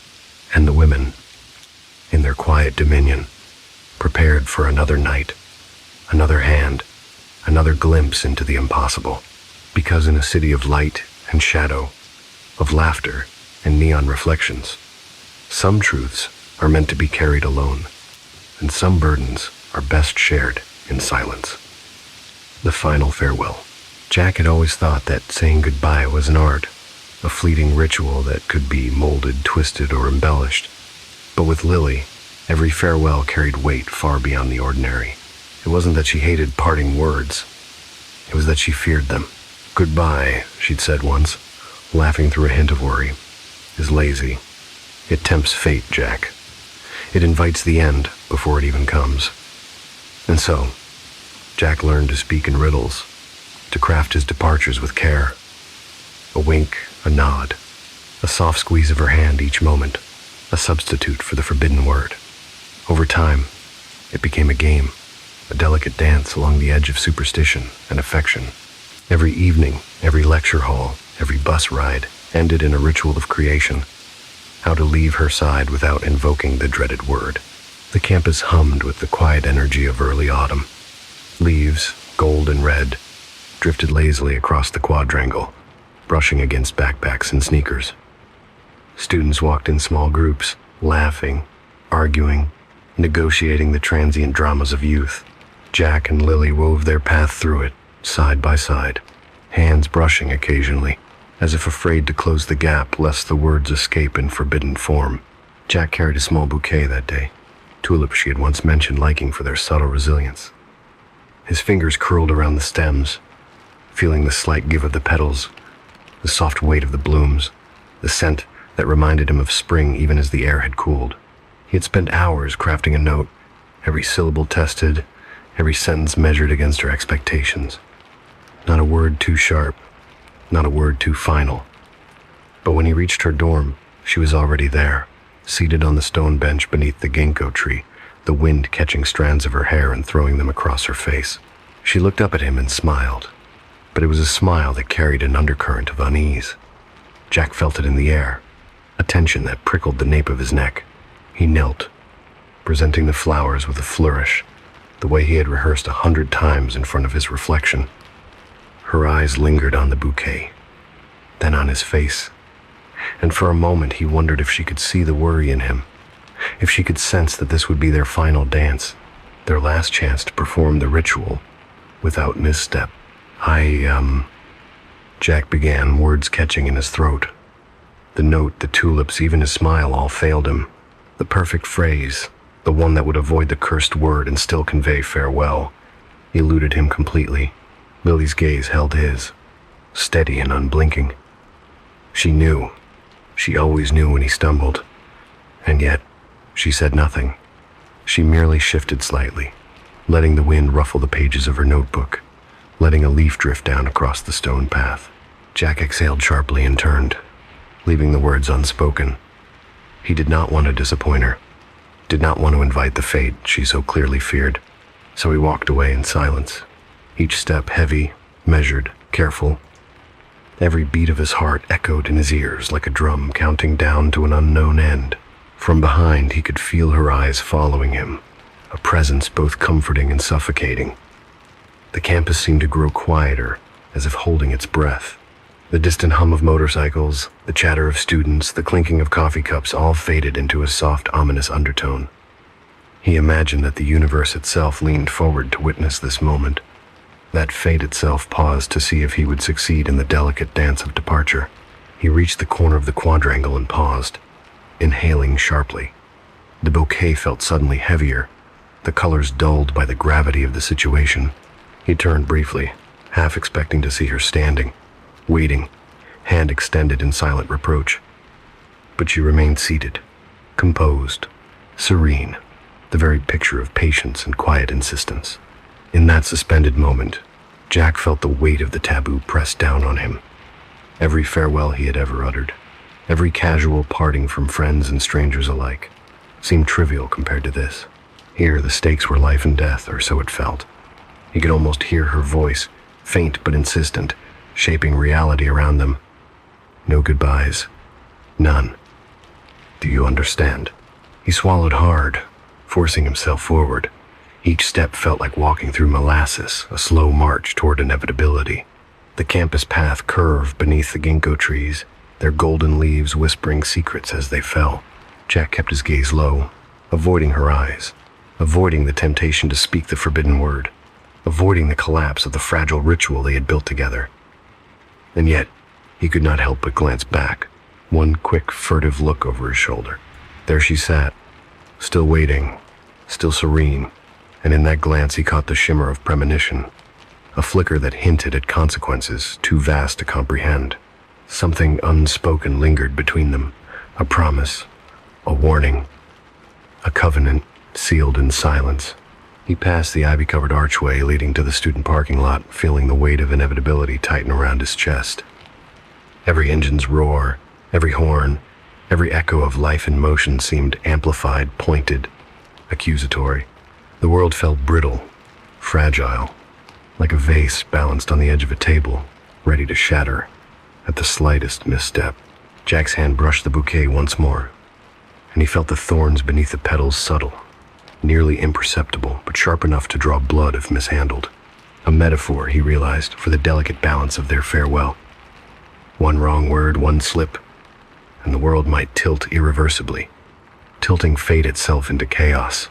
As he reached the motorcycle, the engine sputtering in protest, he took a deep breath and steadied himself. The wind tugged at his jacket, lifting it briefly, teasing the possibility of the unknown. He mounted the seat, gripping the handlebars with deliberate care, feeling the vibrations through his palms, the cool metal, the weight of impending departure. And then he moved, slowly at first, then accelerating, leaving the campus behind, the path curving beneath his wheels like a ribbon of destiny. In the rearview mirror, he glimpsed her face one final time, an image that would be seared into his memory forever. She did not wave, did not call after him. She simply watched, a sentinel of fate, the keeper of the taboo, the streets blurred around him, the world a mosaic of light and shadow. Every honk, every shout, every passing car felt amplified in the tense quiet of his mind.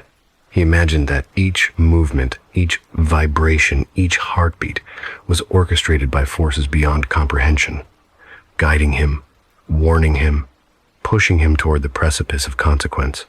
And as he rounded the final corner, something shifted.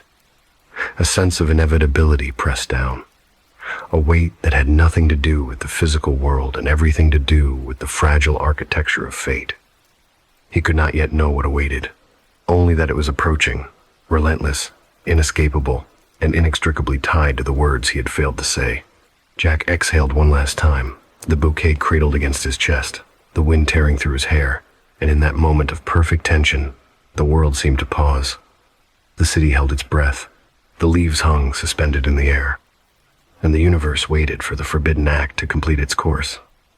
He could not see it yet, but he could feel it, the convergence of choice, consequence, and the invisible threads binding life to inevitability. And in that quiet, intimate awareness, he understood that some farewells were never meant to be spoken. The autumn air pressed against Jack's face as he left the dormitory, carrying the small bouquet of chrysanthemums he had chosen with trembling hands. Each flower felt like a fragile talisman, a fragile attempt to bend fate. The campus lay quiet, its buildings bathed in the muted orange of streetlights. Each shadow stretched long across the cobblestone paths. He could hear his own footsteps echoing, an uneven rhythm that seemed impossibly loud in the empty night. Every step felt like a negotiation with destiny, and Jack knew it. He glanced back once, and there she was, Lily, standing by the stone bench under the ginkgo tree. She looked almost luminous in the dim light, a calm but unyielding presence. Her eyes, large and reflective, did not scold, did not plead. They simply observed.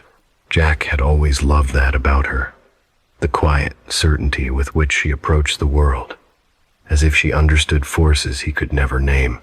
Now, that very certainty weighed on him, pressing into the marrow of his bones. He wanted to speak, Words danced on the edge of his tongue, shimmering with warmth, with hope, with apology. But he remembered her warning. Do not say it. That single prohibition had become more potent than any threat, more binding than any promise. Silence was not simply absence. It was an active, living thing, charged with expectation and consequence.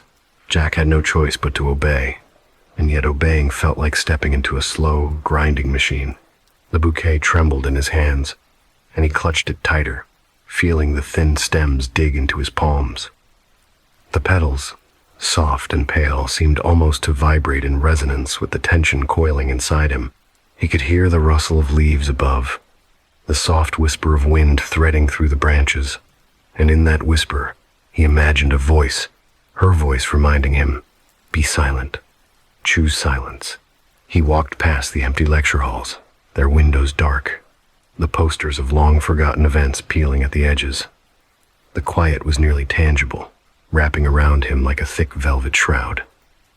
Normally, he would have considered these hours a blessing, a moment of calm before sleep. But tonight, the calm was a predator, stalking him with invisible claws. Every shadow seemed to stretch, to leer, to anticipate the weight of what he carried. Jack remembered the mornings spent with Lily, how she had smiled at him over coffee mugs, how their hands had brushed against each other in accidental intimacy. Those small gestures had once been innocent, playful, yet tonight they felt monumental, taunting him with the fragility of what he might lose. Every unspoken goodbye accumulated like stones in his chest, pressing down on his lungs. The silence was growing heavier, a dense fog through which he had to navigate, careful not to let a single syllable escape. He passed the library, its tall windows reflecting the dim glow of streetlights. Within, he imagined the ghosts of students past, their shadows lingering in forgotten corners, peering silently at him. A shiver crawled up his spine, and he wrapped his coat tighter around himself. He felt the tension coiling in his hands, in his throat, in the pit of his stomach. Words wanted to break free, to reach her, to mend or to warn, yet he could not. Every instinct screamed to speak, but he held back, because he had promised, and promises to Lily were not trivial.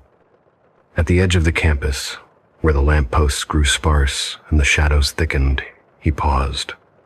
The night had grown colder, the air sharper, carrying with it the faint metallic tang of impending rain. The motorcycle waited, parked like a patient predator. Its engine was silent now, but Jack could feel its latent power, the vibrations like a heartbeat beneath his feet. He ran a hand along the leather seat, feeling the familiar grooves worn by use, and it occurred to him that this machine, too, was a participant in the covenant. It waited, ready to carry him toward fate, toward consequence, toward the inevitable collision with the unspoken law. Jack mounted slowly, taking a deep breath. His fingers brushed the handlebars, and the faint chill of metal sent a shiver through him. The bouquet rested against his chest, a fragile reminder of affection and obligation intertwined. He could hear Lily's imagined voice again, insistent, calm, and terrifyingly wise. Do not speak. Do not break the silence. He pushed the throttle, feeling the low hum of the engine beneath him. The vibration traveled through his body, shaking his bones, reminding him that he was alive, that he was moving, that every rotation of the wheels brought him closer to destiny. He glanced in the rearview mirror and saw her, still standing beneath the ginkgo tree, small but immovable, a figure of quiet judgment.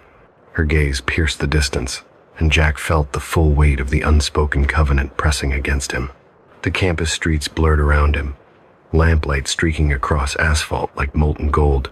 The bouquet, once a talisman, now felt like a weight tethered to his chest, dragging him backward, even as the motorcycle pulled him forward. He imagined Lily walking behind him, her presence invisible yet undeniable, the silent partner in a game whose rules he could barely comprehend. Every instinct he had screamed to shout her name, to explain, to justify, to ask for forgiveness. But he bit his tongue, and the silence closed over him like a velvet cage. Jack's thoughts became fragmented, a series of images and sensations spiraling together.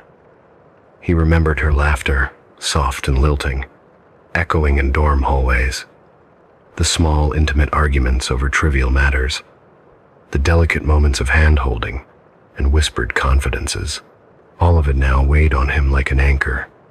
The silence was not merely the absence of speech, it was an active presence, consuming space, shaping events, bending the night toward an inevitable conclusion. He reached the main road, the familiar intersections bathed in the spectral glow of street lamps. The night seemed to hold its breath, waiting.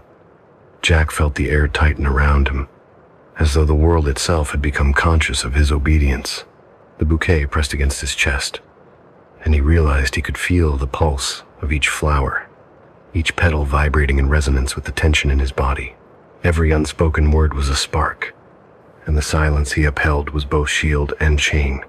Ahead, the road stretched, empty and merciless.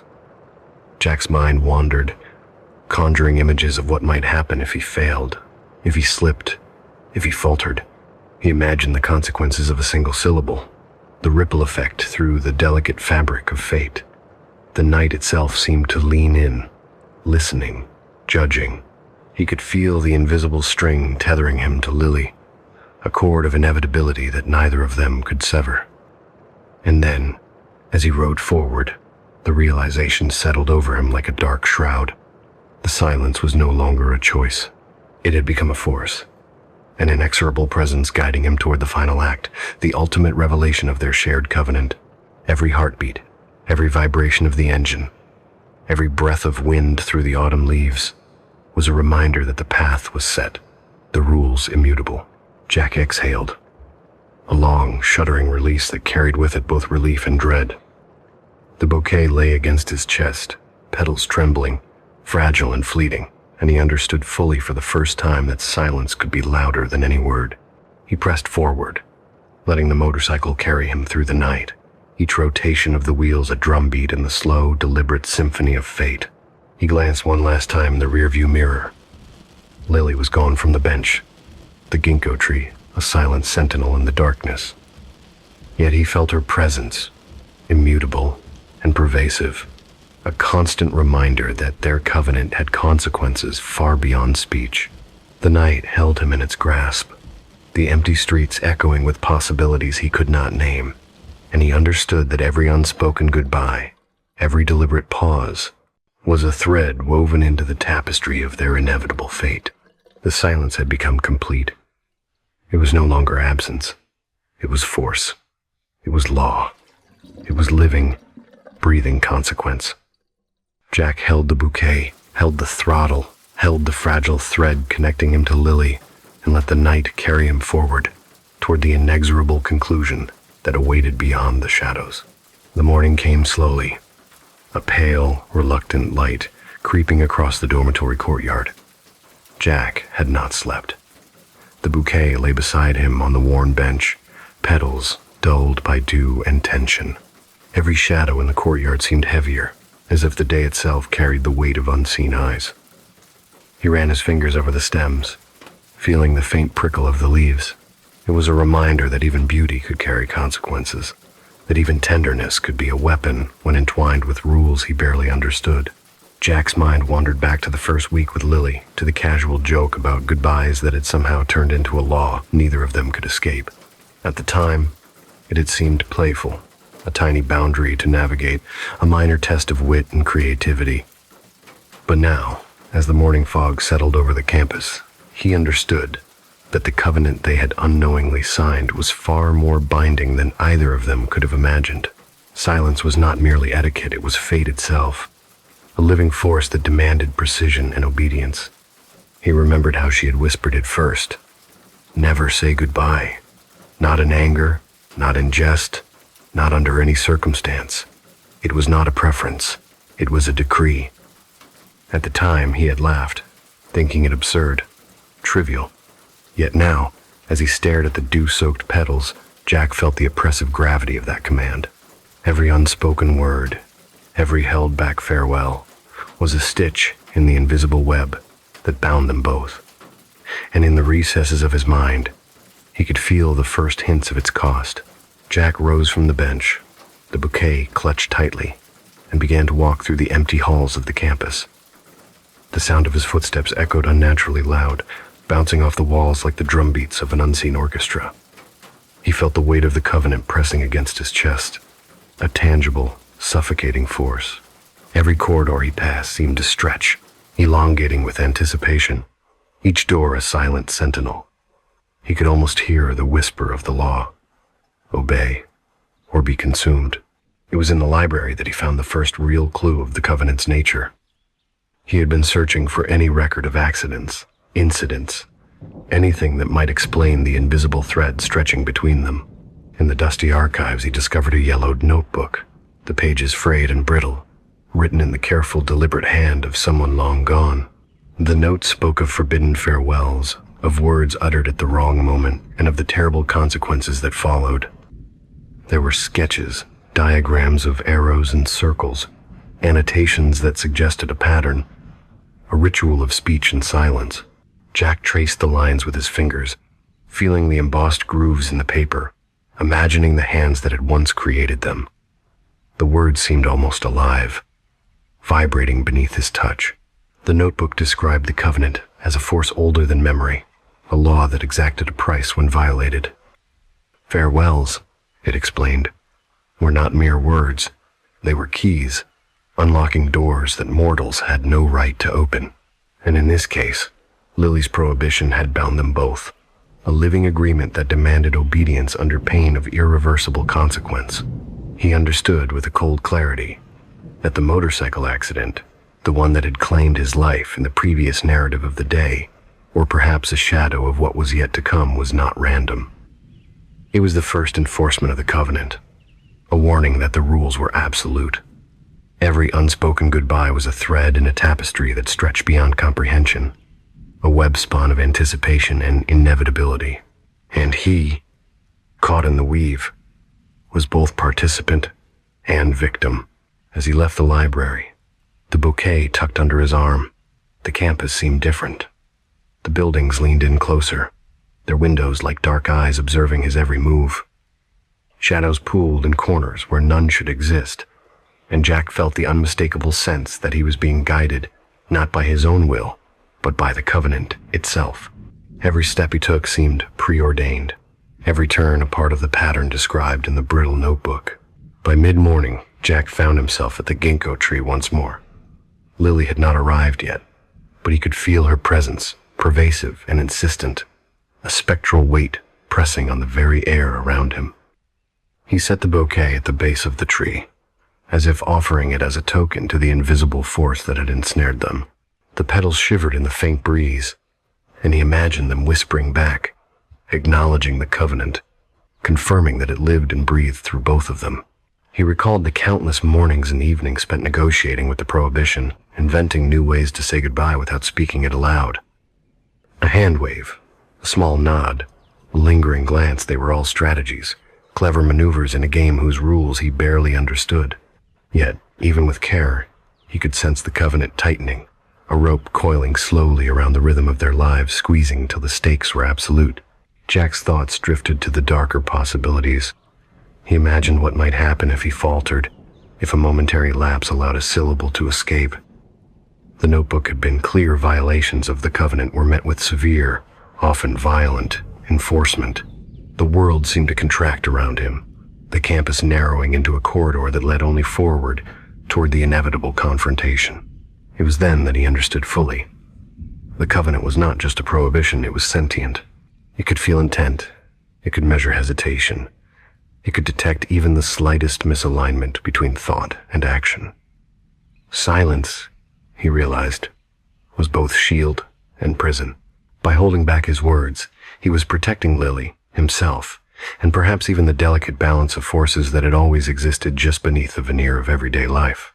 Yet every moment of silence carried with it the pulse of dread, the gnawing certainty that a misstep could unravel everything.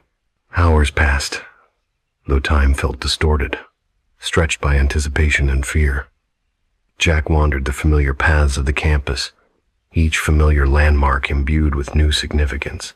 The courtyard benches, the old lecture halls, the library stacks, they all seemed to hum with the covenant's presence, as though acknowledging him, measuring his fidelity. He paused often, his breath shallow, his ears straining for a sound that might indicate a breach, a sign that the web had shifted. Eventually, Lily appeared. She was alone, carrying a book, her eyes bright but shadowed with an unspoken knowledge. Jack's pulse quickened at the sight of her, but he did not speak. He could not. Every instinct screamed for him to run, to embrace her, to speak the words he had learned to restrain. Yet he held back, allowing the silence to stretch between them like a living thing. They walked together in silence, the autumn leaves crunching underfoot. The breeze carried the faint scent of chrysanthemums, and Jack imagined the covenant weaving around them, invisible threads coiling in response to each careful step. Every gesture, every glance, was laden with meaning. He could see the subtle recognition in Lily's eyes. She knew he understood. She knew he obeyed. The covenant was not punishment. It was confirmation, a measure of intention and discipline that neither could escape. At the edge of the campus, the path narrowed toward the old bridge, the one overlooking the river that had always been a boundary of their world. Jack paused, sensing the culmination of the morning, the inevitable enforcement of the covenant. The water below reflected the overcast sky, dark and shifting, a mirror to the tension that had built between them. He placed a hand on the railing, feeling the cold metal, and imagined the covenant as a living entity, flowing through him, binding him to Lily, tethering him to the consequences of obedience and disobedience alike. Lily stopped beside him, her gaze fixed on the water. She did not speak, but her presence was commanding, suffused with the authority of someone who understood the law of fate, the rules of words, the invisible architecture of consequence. Jack felt the weight of all the unspoken goodbyes, the missed opportunities, the careful, deliberate silences. They were not wasted. They were investments in survival, in preservation, in respect for a force neither of them could name, yet both could feel. The river below swirled, dark and unyielding, and Jack knew that this was the point of revelation. The covenant was not simply a restriction, it was a guide, a guardian, an enforcer of a balance beyond human comprehension. Their silence had protected them thus far, but it demanded vigilance, precision, and courage. Any lapse, any falter, and the consequences would be swift and absolute. Jack turned to Lily, their eyes meeting in a silent acknowledgement of what had passed, what had been endured, and what lay ahead. The morning light fell on her face, illuminating the determination, the subtle apprehension, the unspoken understanding that bound them together. He nodded once, a small gesture that carried the weight of their covenant, the affirmation of their shared survival. The revelation settled over him like a heavy fog. The covenant was absolute, unyielding, and alive. It was not punishment. It was expectation. It was not fate. It was law. And within that law, silence was both armor and prison, both protection and consequence. Jack understood that to speak, to act without thought, would unravel not only their connection but the delicate fabric of their intertwined destinies. And so they stood, side by side, the river below, the autumn wind around them, the invisible covenant humming between their hearts. Every unspoken word was a testament, every breath a measure of obedience. Jack understood, finally, that survival was not simply physical. It was moral, spiritual, existential. To obey, to endure, to honor the unspoken law was to respect the covenant that had shaped their lives, their love, their fate. The morning passed in a quiet vigil. The city around them, alive but distant, irrelevant in the face of the invisible architecture that bound them. Jack held the bouquet close, the petals now dry but still delicate, and he realized that every gesture, every restraint, every careful step was part of a greater symphony orchestrated by forces unseen but palpably real. He looked at Lily once more, her gaze steady and unwavering. He understood that words were unnecessary. The covenant had revealed itself, not through speech, but through shared silence, through the careful navigation of rules older than memory. They had survived, yes, but survival was only the first measure of the covenant. The ultimate test would come later, when temptation and fear threatened to undo the fragile balance they had maintained. For now, Jack breathed, steadying himself. The world continued around them, but they were apart, and yet connected, bound by a law beyond understanding, a covenant that demanded attention, reverence, and absolute adherence. And as the morning deepened, he understood the truth of what had transpired. Silence was not mere absence. It was power. It was protection. It was the covenant revealed. The afternoon sun hung low over the university, casting long, slanting shadows that pooled like ink across the empty quadrangle. Lily walked slowly, deliberately, each step measured, as though the ground itself might betray her if she moved too hastily. She could still feel Jack's presence lingering, a spectral warmth that clung to the edges of her awareness, reminding her that the covenant was not yet complete, that the rules they had played with so innocuously had teeth, claws, and a memory that would not forgive carelessness. Her fingers brushed the strap of her bag, tight against her shoulder, and she felt the weight of it in a physical sense, though the real weight was something more insidious, more permanent.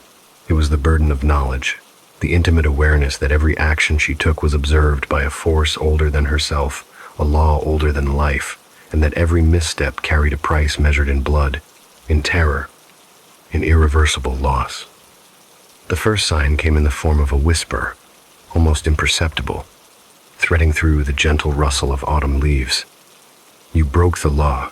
It was a voice that was at once familiar and foreign, a distortion of her own fears, of the covenant's judgment. She froze, heart hammering, listening. There was no one behind her, no one approaching. Yet the whisper persisted, curling around her thoughts, insinuating itself into her breath, her heartbeat, her very perception of the world. She pressed a hand to her chest, feeling the erratic pulse, and tried to speak, to call out to name the danger, but the words dissolved into silence before they reached her lips. The curse was not merely external. It was intimate, a living rule that occupied the space between thought and expression.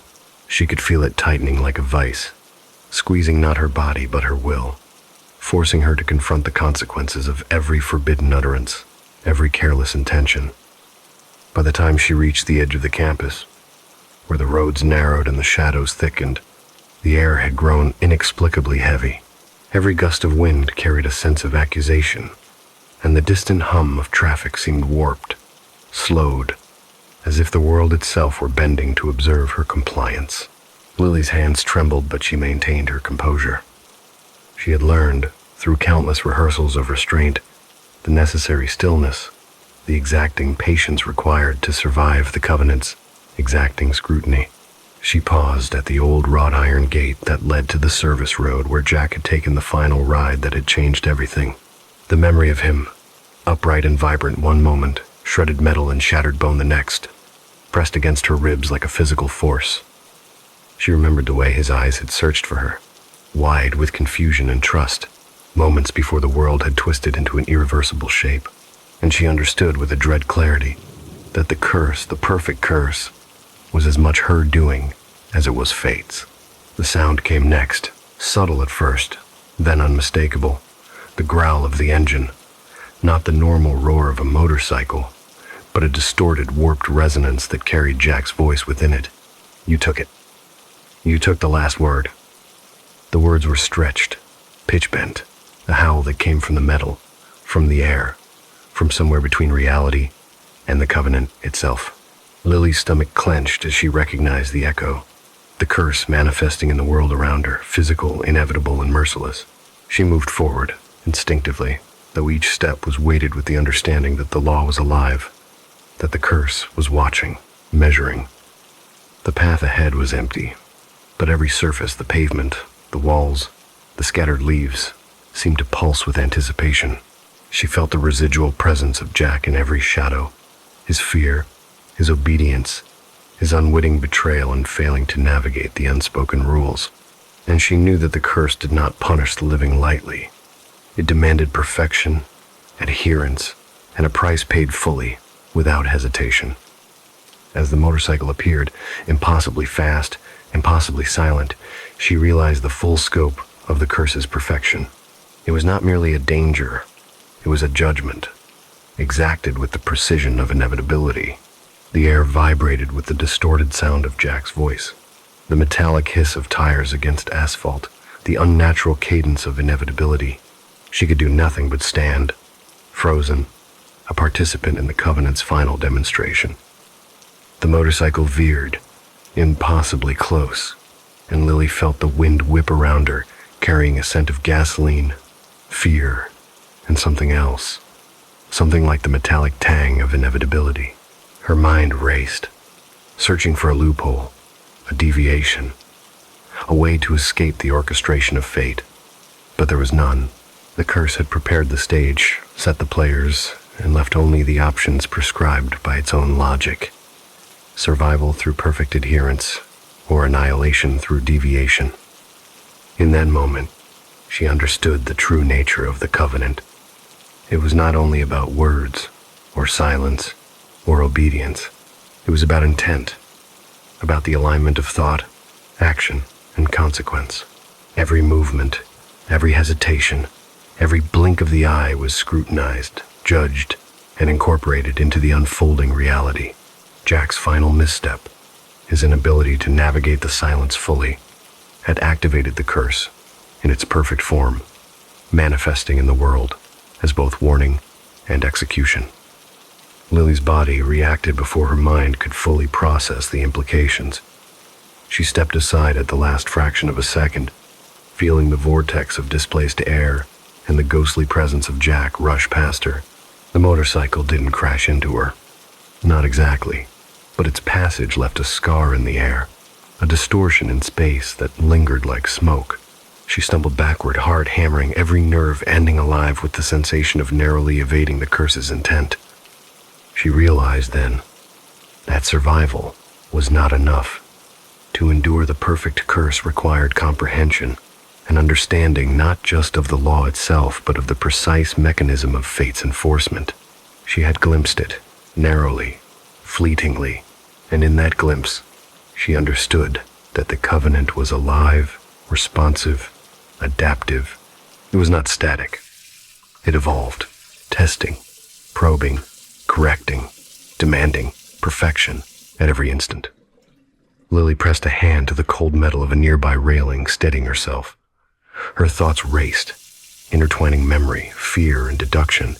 She recalled the countless small interactions, the silent nods, the withheld words, the careful avoidance of any syllable that might tempt fate. She realized that each moment of obedience had not merely preserved her life. It had been a rehearsal, a calibration, a tuning of the human element to match the cadence required by the Covenant. The motorcycle's echo faded, leaving only the soft, irregular rustle of leaves and the distant murmur of the city. Lily exhaled slowly, feeling the residual tension in her muscles and the lingering echo of Jack's distorted voice in her mind. The curse had passed for now, but the awareness of its perfection, its sentience, and its absolute demand for compliance would remain with her indefinitely. As she straightened, the wind shifting around her, she looked at the campus buildings, the empty quadrangles, and the pathways that had once seemed familiar and mundane. Everything had changed. The world was no longer governed by human intention alone. It was filtered, mediated, and judged through the prism of the Covenant, a law that demanded awareness, obedience, and an intimate understanding of silence's power. Lily's steps carried her forward, slow, deliberate, yet imbued with a newfound clarity. She understood the Covenant in a way she never had before. It was not cruel in the arbitrary sense. It was perfect. It measured, it balanced, it corrected. And in that perfection lay both terror and revelation. The knowledge that every interaction, every word, every pause, carried weight far beyond comprehension, and that survival depended not on luck, or strength, or courage alone, but on the precise alignment of thought, intention, and action with a law older than life itself.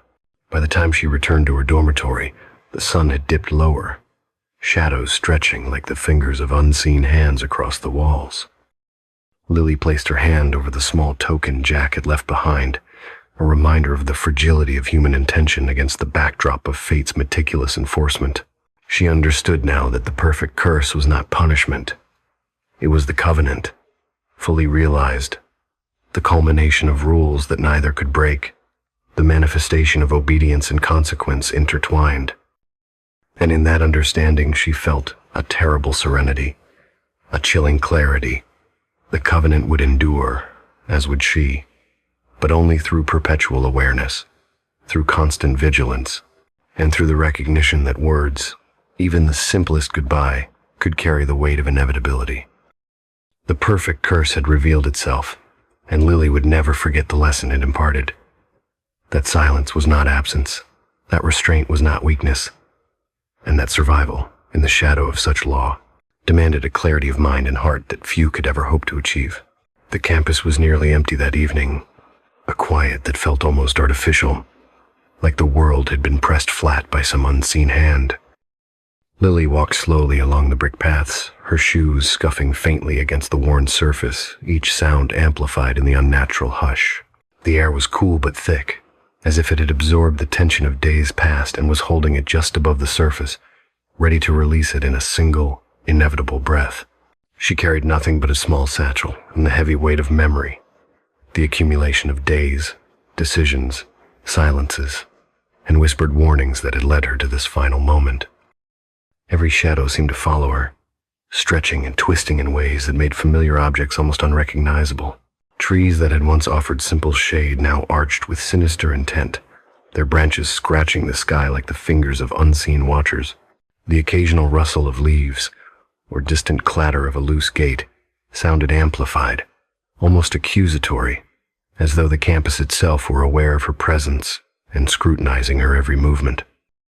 Lily paused near the edge of the old fountain, its stone cracked and worn, moss creeping over its base like the slow spread of memory. She lowered her bag, brushing at a leaf stuck to its strap, and took a deep breath. Here, in the fading light, she allowed herself the briefest reflection on what had occurred. She had survived the curse, the covenant, the near impossibility of navigating a law not written in ink but in intent. She had moved with precision, with awareness, with a patience that had drawn on every ounce of instinct she possessed. And yet, survival had not brought peace. The sound came first, as a low murmur, almost imperceptible, a vibration in the air that she could feel more than hear. It was not wind, nor distant traffic, nor the ordinary sounds of life continuing elsewhere. It was something else, something alive, something aware. Lily's pulse quickened as she realized that the whisper she had felt for days, the weight of the covenant, the echo of Jack's final, distorted words, had not fully receded. The law she had navigated was still present, watching, testing, evaluating. She moved cautiously, instinctively keeping to the shadows, though the campus offered little comfort. The path ahead was empty, yet she could sense a presence that was both tangible and impossible to name. It was as if the world had folded back on itself, allowing glimpses of multiple possibilities simultaneously, and Lily was caught in the space where they converged.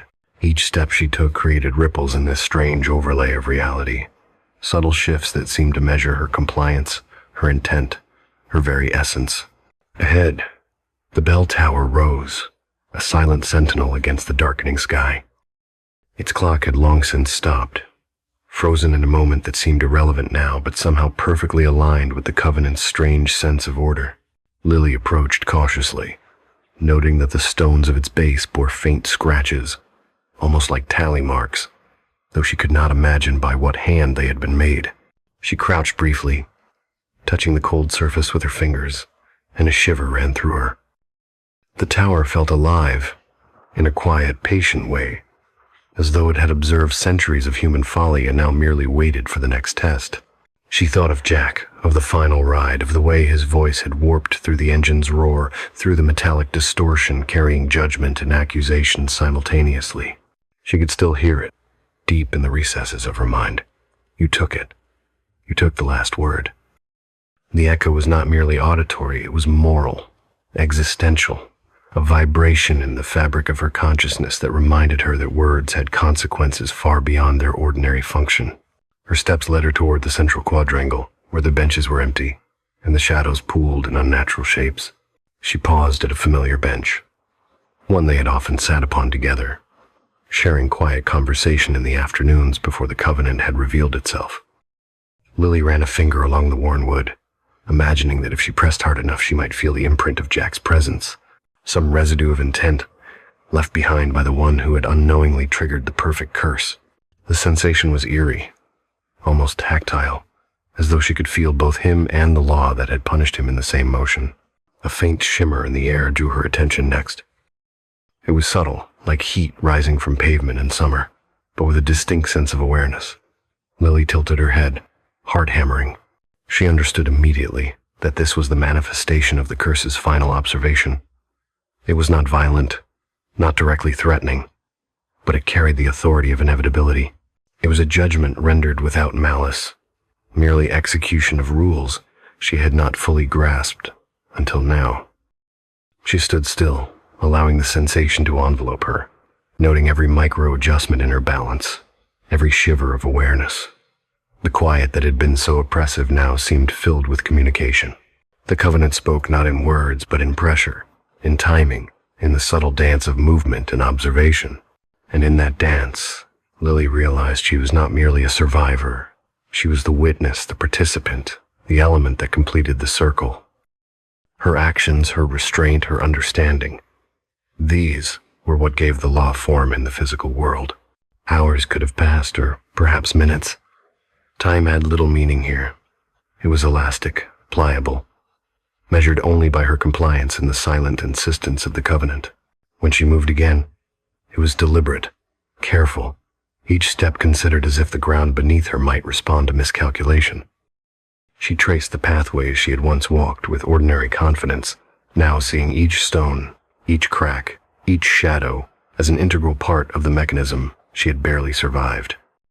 A sound broke through the reverie, a soft, unmistakable scrape against stone. Lily's breath caught. She turned slowly, expecting perhaps another test, another echo of Jack, or even the manifestation of the covenant itself. But there was nothing. The sound repeated, rhythmic, measured, almost playful in its persistence. Her gaze followed it to a small alcove at the far edge of the quadrangle.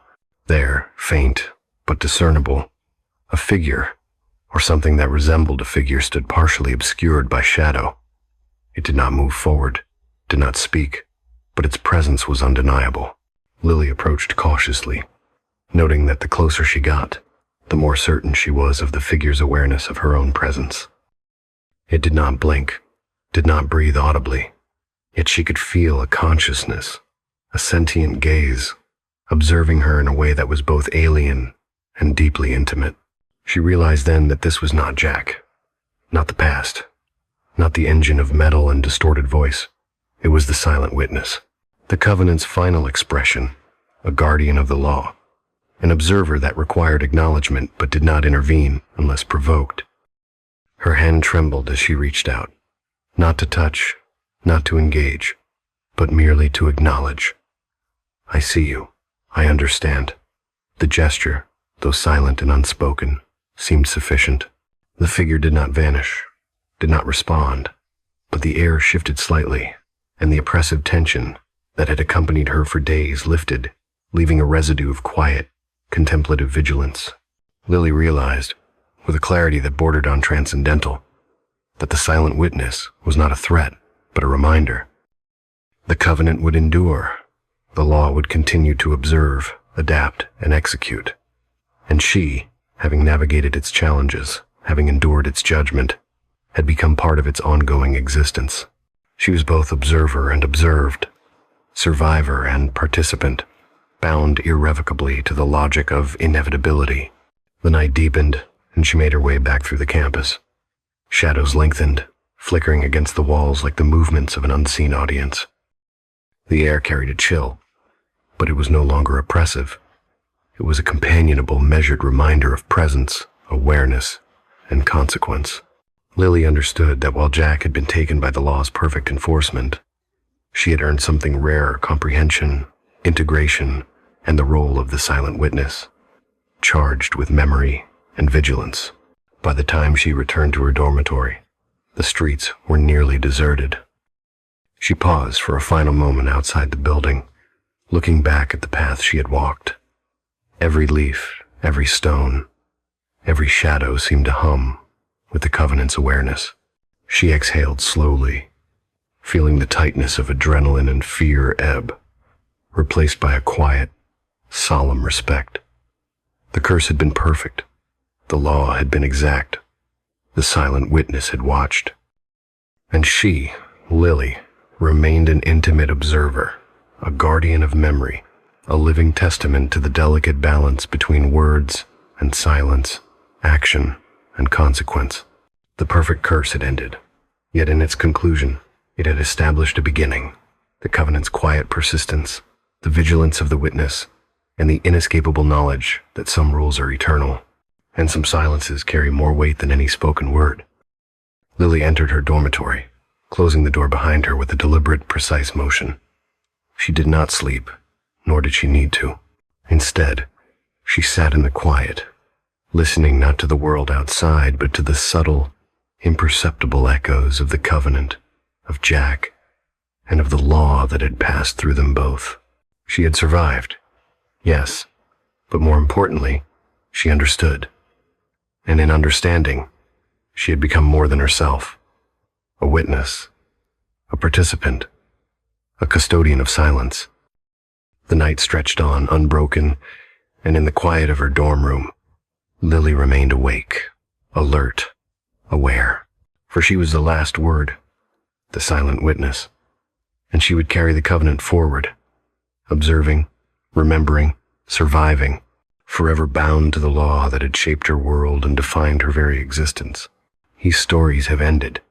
For now, the debts have been tallied, the curses measured, the laws of silence observed.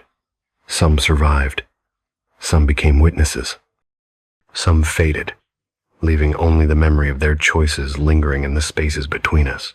If tonight you feel the weight of a shadow in the corner of your room, the echo of wings in the hall, or the whisper of a forbidden word in your mind, remember, you are not alone. The night is long, and stories like these do not always end where we expect. Thank you for listening, for walking quietly with us through these twisted paths, and for daring to look into the spaces that most would rather leave unobserved. Sleep carefully, for you never know who or what is watching when the lights go out. This has been your Midnight Companion, bringing you tales from the edge of fear.